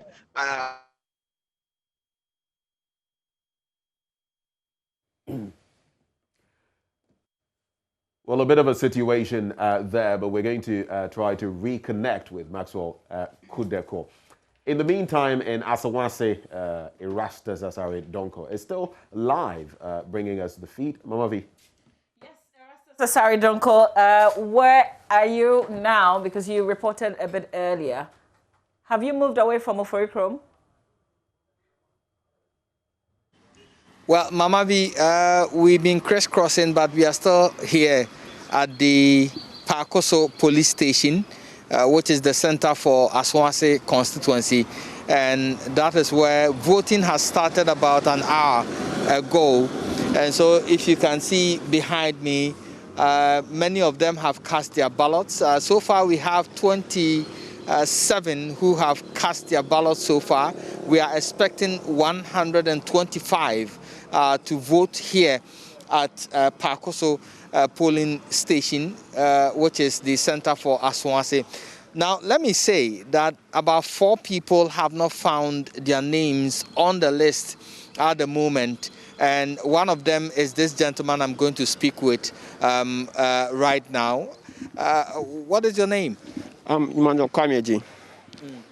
Emmanuel, what challenge did you face this morning? Well, I don't pay me by no.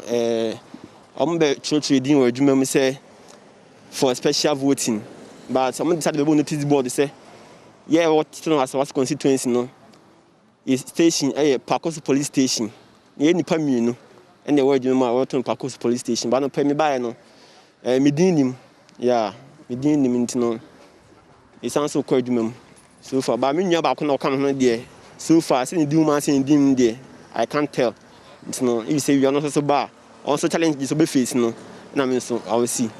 Well, what he says is that they registered to vote on a special day, and names and lists were submitted to them at their workplace. But then when they came here, he cannot find his name in the list. There were 2, and they were supposed to vote here at Pakoso for Asawase constituency, but they've not found their names in here.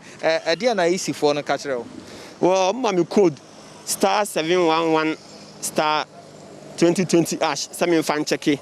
To me check here no na about say be register no Tari Educational Complex. Yes, hona no go to me then you say me can general one no me can special one no.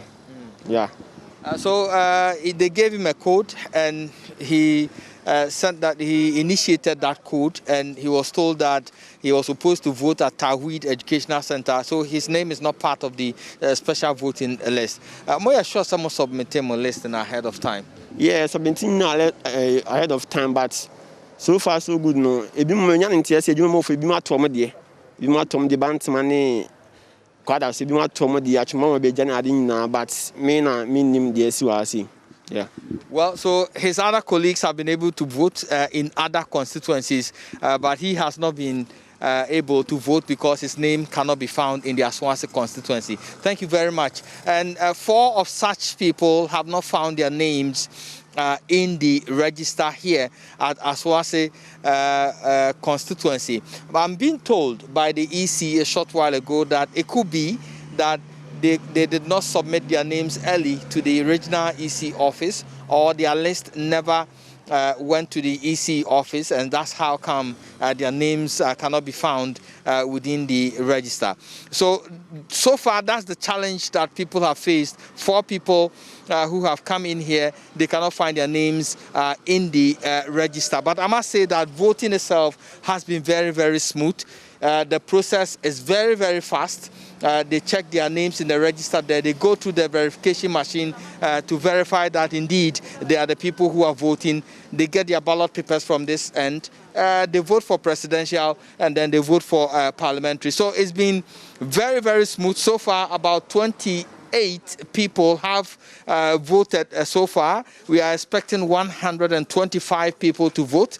And so the way people are trickling in is possible that by midday they might have exhausted the list for this area. So I must say the process here at Aswanse Pakoso police station is ongoing and it is smooth so far. Mama V. All right, Erastus Asari Donko reporting for us from the Pakoso police station. That's in Aswanse. That's the center for Aswanse.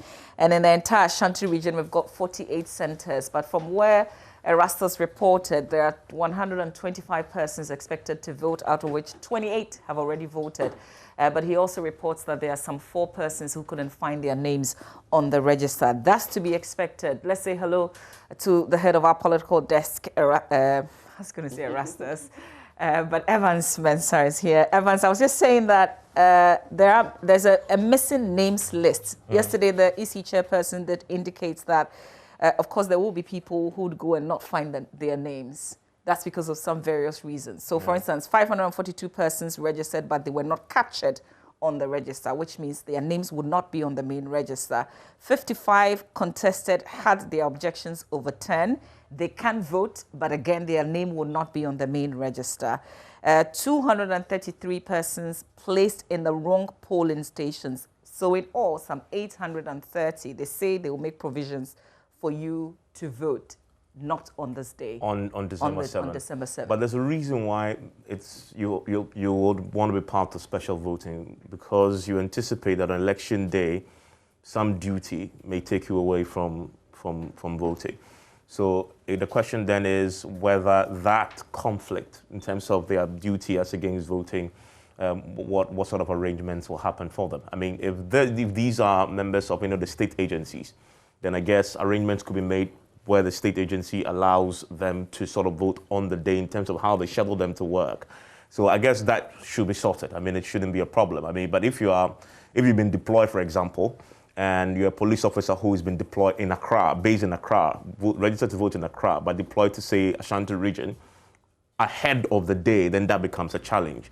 And you cannot it's too late to also transfer your vote. So I guess all these factors needs to be considered today. But I guess largely, what I noticed, I was on the Super Morning Show earlier, what I noticed was that voting started as prompt as 7. Mm-hmm. So clearly it's, but the thing about the special voting is such a proper dry run for December 7.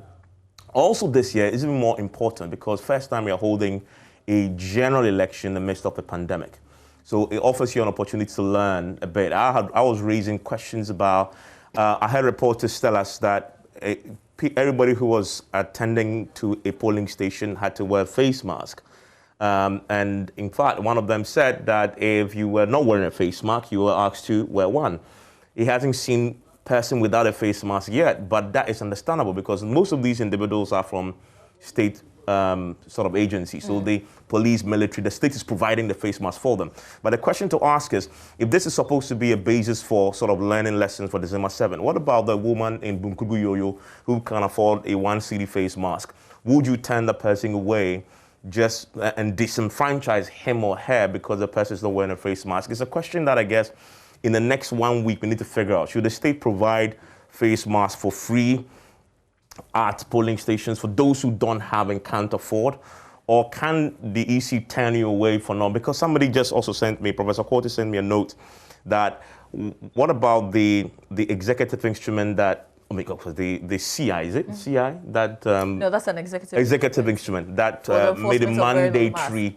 If it's still in force, can the EC sort of come under that to say, because that is enforced, go and work? But there's a constitutional right to vote, and that will supersede definitely an executive instrument.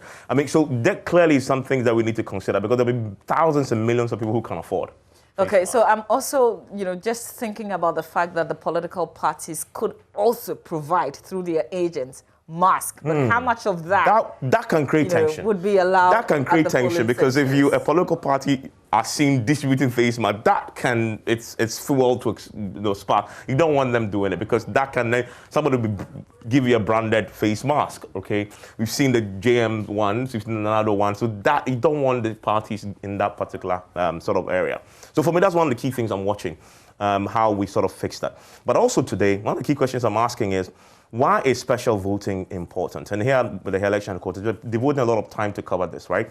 But why is it important? It is important because 109,000 people will be voting.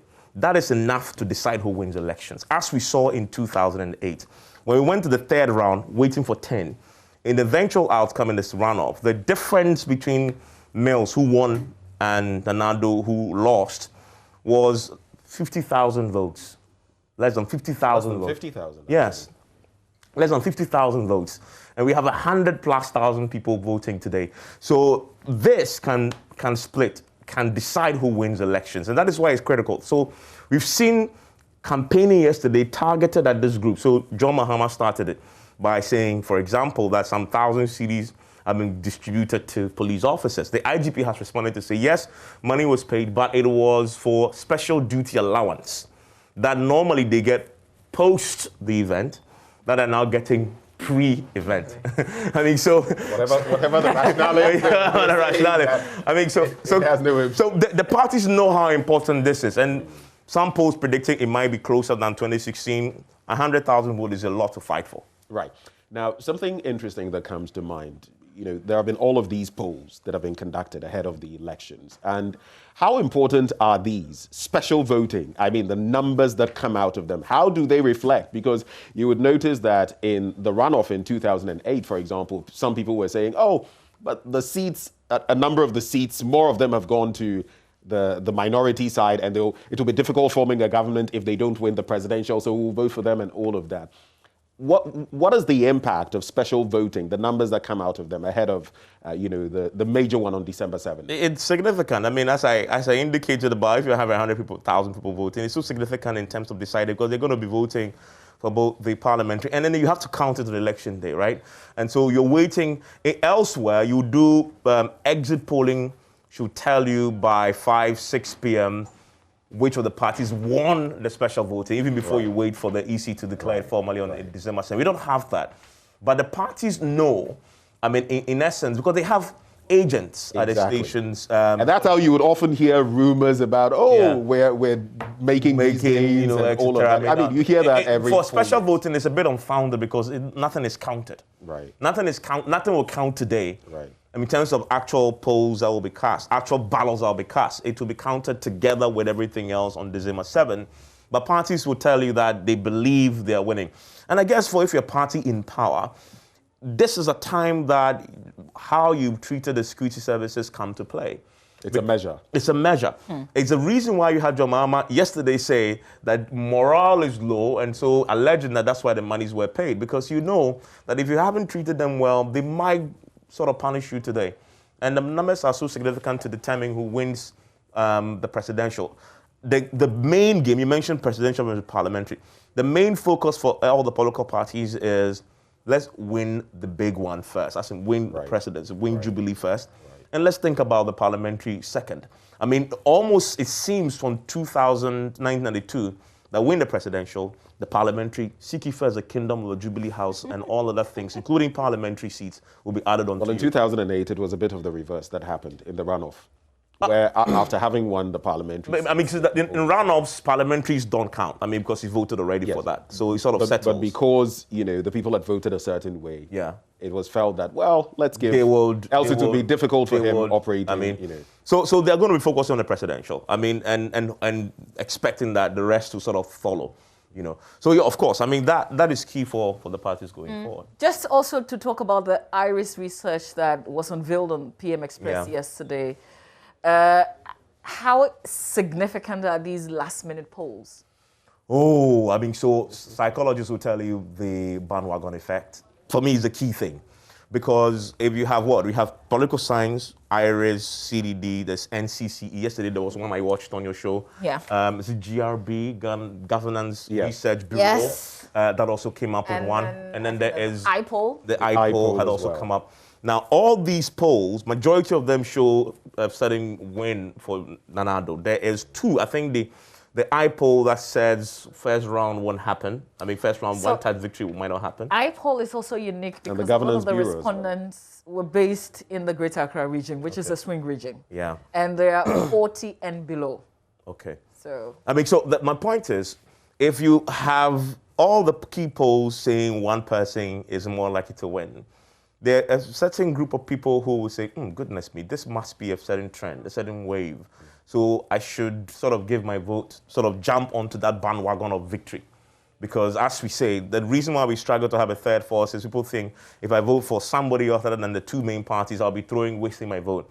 It's the same thinking that feeds into polls that consistently predict one victory, one person winning. Somebody will say to himself, then let me sort of vote for the guy who wins because I want my vote to count, right? But there is a reverse negative for the party who consistently is set to be leading in the polls, which is that your regular active voters for you might feel, oh, he's won it already. Why should I? I don't have to go and vote. I don't have to go anymore, right? I don't have to go to the polls anymore because, I mean, he's won it already. That is the danger there too. Complacency might setting in, if not for the campaigners themselves, for your voters. Because if you won it already, as the polls have said, then my vote might not, my one vote, but it's the 1, 2, 3, 4, 5 votes together that determines who wins. It's 50% plus one. Plus one. And that one could be the difference. That's all you need. Actually. Well, so that's why the polls are important. But also, I mean, really, in Ghana, polling is new. I mean, even in advanced countries where polls have become traditions, they still get it wrong. In 2016, all the polls were wide off the mark in the US.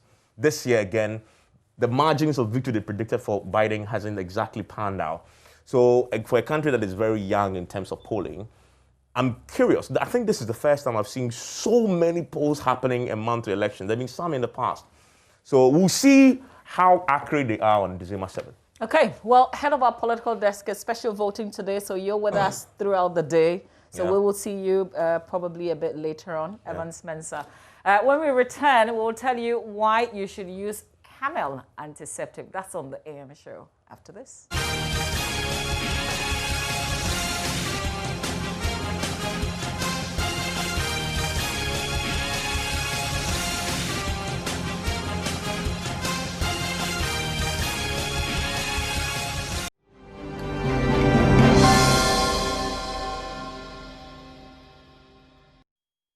Time for us to talk about PZ Cousins Camel Antiseptic. So, ladies, good morning and thank you for joining us. Let me first introduce you, Marianne Boating, Marketing Manager, Personal Care, PZ Cousins. Good morning. Dr. Ernestina Shandorf, Pediatric Oncologist. A very good morning to you.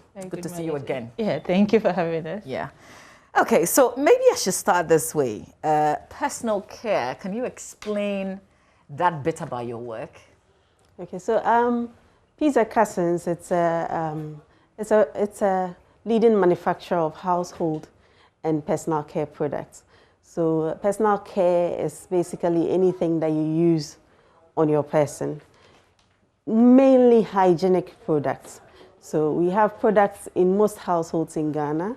About 90% of households in Ghana will probably have a PZ Cousins product. We have products like Imperial Leather, which is a household name. We have Camel Bar Soap. We have Carex hand wash, hand sanitizer. Indeed, our biggest brand is Camel Antiseptic. So Camel Antiseptic, if you didn't know it a couple of years back, you definitely know it now, based on our conditions these days. Exactly. So Camel Antiseptic is our leading brand. It's our biggest brand in their portfolio. So PZ Cousins, like I mentioned, is a household name that many people know in Ghana. Okay. You've got a campaign, and you want to share that with us, but explain why the campaign in the first place.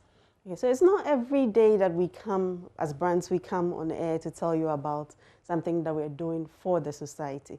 Most of the time, it's about campaigns for ourselves or for our brands to build our brands. But this is something that we want to do for the society. So the Camel Because We Care campaign is basically a social impact campaign, which is aimed at helping the vulnerable in our society. In particular, we've identified an area that we thought needed our help. We are not in normal times, and we need to see ourselves as an extension of society, and we need to make an impact. We don't need to sit on the sidelines. So we decided to launch a campaign to help the vulnerable in the society, children, with cancer. So children with cancer, we believe are vulnerable. I think Dr. Shandorf will tell you more about why we chose that course as well and why they need our help. But this is a way that, as a leading brand, we can extend our help to the vulnerable in society, especially in times like these. We call the campaign Camel Because We Care. Basically what it is very simple. We are committing to donate 20 pesos of the purchase of every camel antiseptic that is bought to the cause.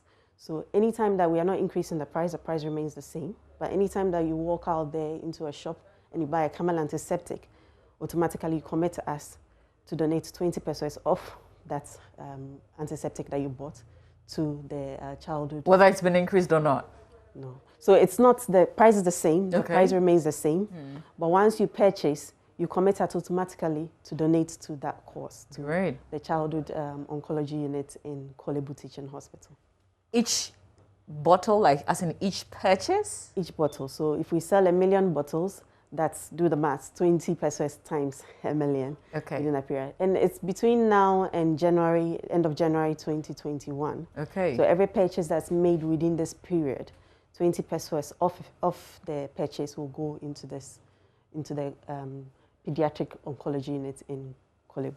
Okay, that's easy. We would just push PZ to donate more by buying more, I guess. But Doc, tell us about this childhood cancers. As Marianne rightly said, childhood cancers are a vulnerable group in our society, and it's not irrespective of person, not irrespective of color or race, and it affects any child. And as we've discussed in September, childhood cancer is an abnormal growth in any part of the body, whether it's from the head, in the blood, in the bone, in your legs, or in your stomach. It's just an abnormal growth.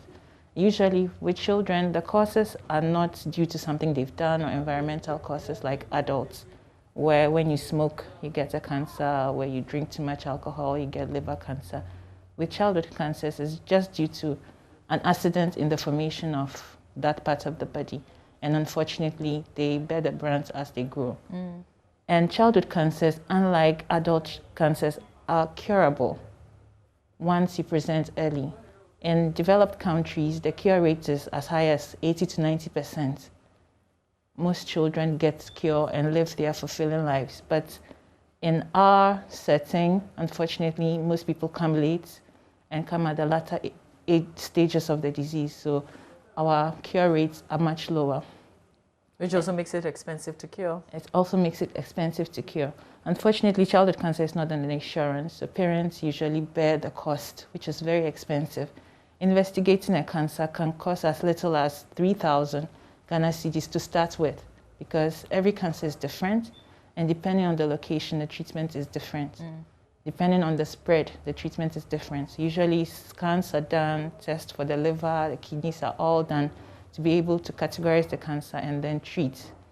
So it's very expensive. And even though we're able to help a little, I mean, there's still more to be done. But the most important thing is the early signs and symptoms. We keep on advocating that health personnel and the general public, we should look out for these signs and symptoms. They are very subtle and they may mimic any other disease. So in short, the acronym is SILUAN, S-I-L-U-A-N. So S is signs that are persistent for more than 2 weeks. You've gone to the hospital, temperature has been high, given anti-malarials, antibiotics, but still no improvement. You should come for us to diagnose. Or I, that's the eye signs. If there is a dot in the child's eye, or when you take pictures, there's a reflection, like a red reflex in the eye, you should come to the hospital. Or if it's bulging out, that's usually a late sign, but then you should come to the hospital as soon as possible. Then L, any lumps, whether it's a swelling on your head, on your shoulders, on your jaw, on your stomach, in your legs, come to the hospital because that's one of the signs of cancer. Or U, unexplained symptoms. Child is eating well but keeps on losing weight. Child is eating well, but when you look at their hands, they are very white and pale. Or child has a temperature that cannot be explained by anything. Child needs to be brought to be investigated. Or A, any aches or pains. Child keeps on complaining of bone pain, and even wakes up wakes him or her up at night, you should know that that's not a normal bone pain. Or N, that's the neurological symptoms. Child having a headache, change in handwriting, change in the way they walk. All those things could be a signs of brain tumors, which are curable once you diagnose them early. So our emphasis is on advocacy, and we really appreciate the media for helping us to do this advocacy, and also PZ Cousins for giving their contributions to help the parents, because money is a major issue. So I was just going to ask how much of this collaboration, how is this going to impact really, I guess is the question that I want to ask. Yes, so with the money that we get, we will be able to at least do the initial investigations for free for at least a few number of patients, and the money will also be enough to at least treat 10 people for free. Okay, it's a start. That's significant, actually. Yeah. For Camel? It's about 100 diagnoses, and then 10 treatments. And then also, if you take a trip to the ward, you would understand that it needs a bit of a facelift. With children who are sick, they need an environment that will boost their morale. And this is lacking currently in the unit. So we want to do a facelift in the unit as well. A lot of it, we are estimating about over 700,000 cedis for this campaign, for this project. And some of it will be for the treatment, some of it will be for the diagnosis, and then the facelift of the unit.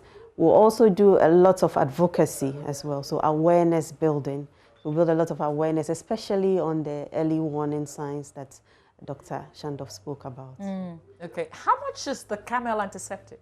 So Camel antiseptic ranges from the small size, which is 125 ml, the smallest 7 cedis, to the family size, which is the 1 liter for 36 cedis. So it's in between, we have 250 as well and everything. So there are different prices for different needs. We cater for all pockets.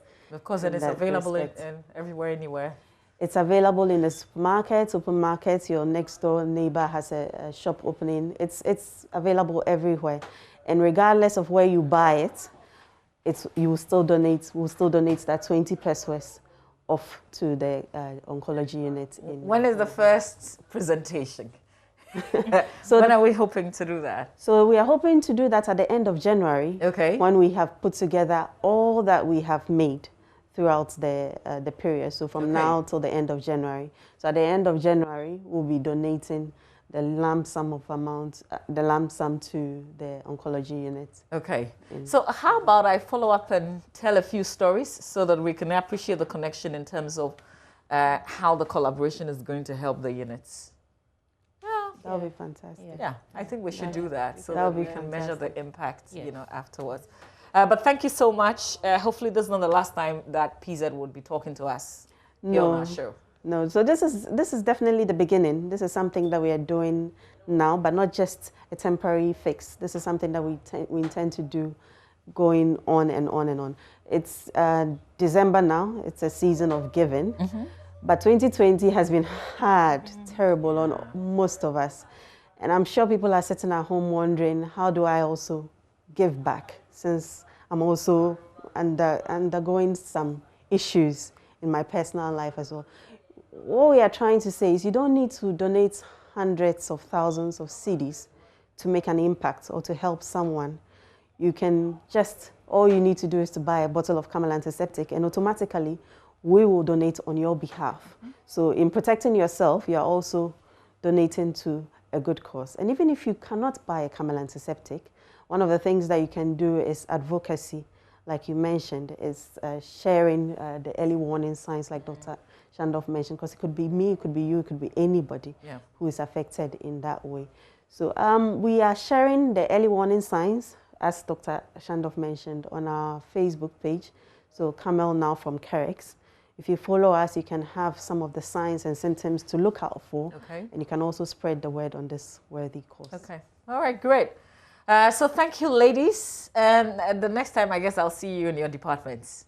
All right. Thank you, Dr. Shandov. Thank you. Thank you, Marianne, as well. Thank All you. the best with the campaign. Thank you. Stay with us. We've got show business coming up right here on our show.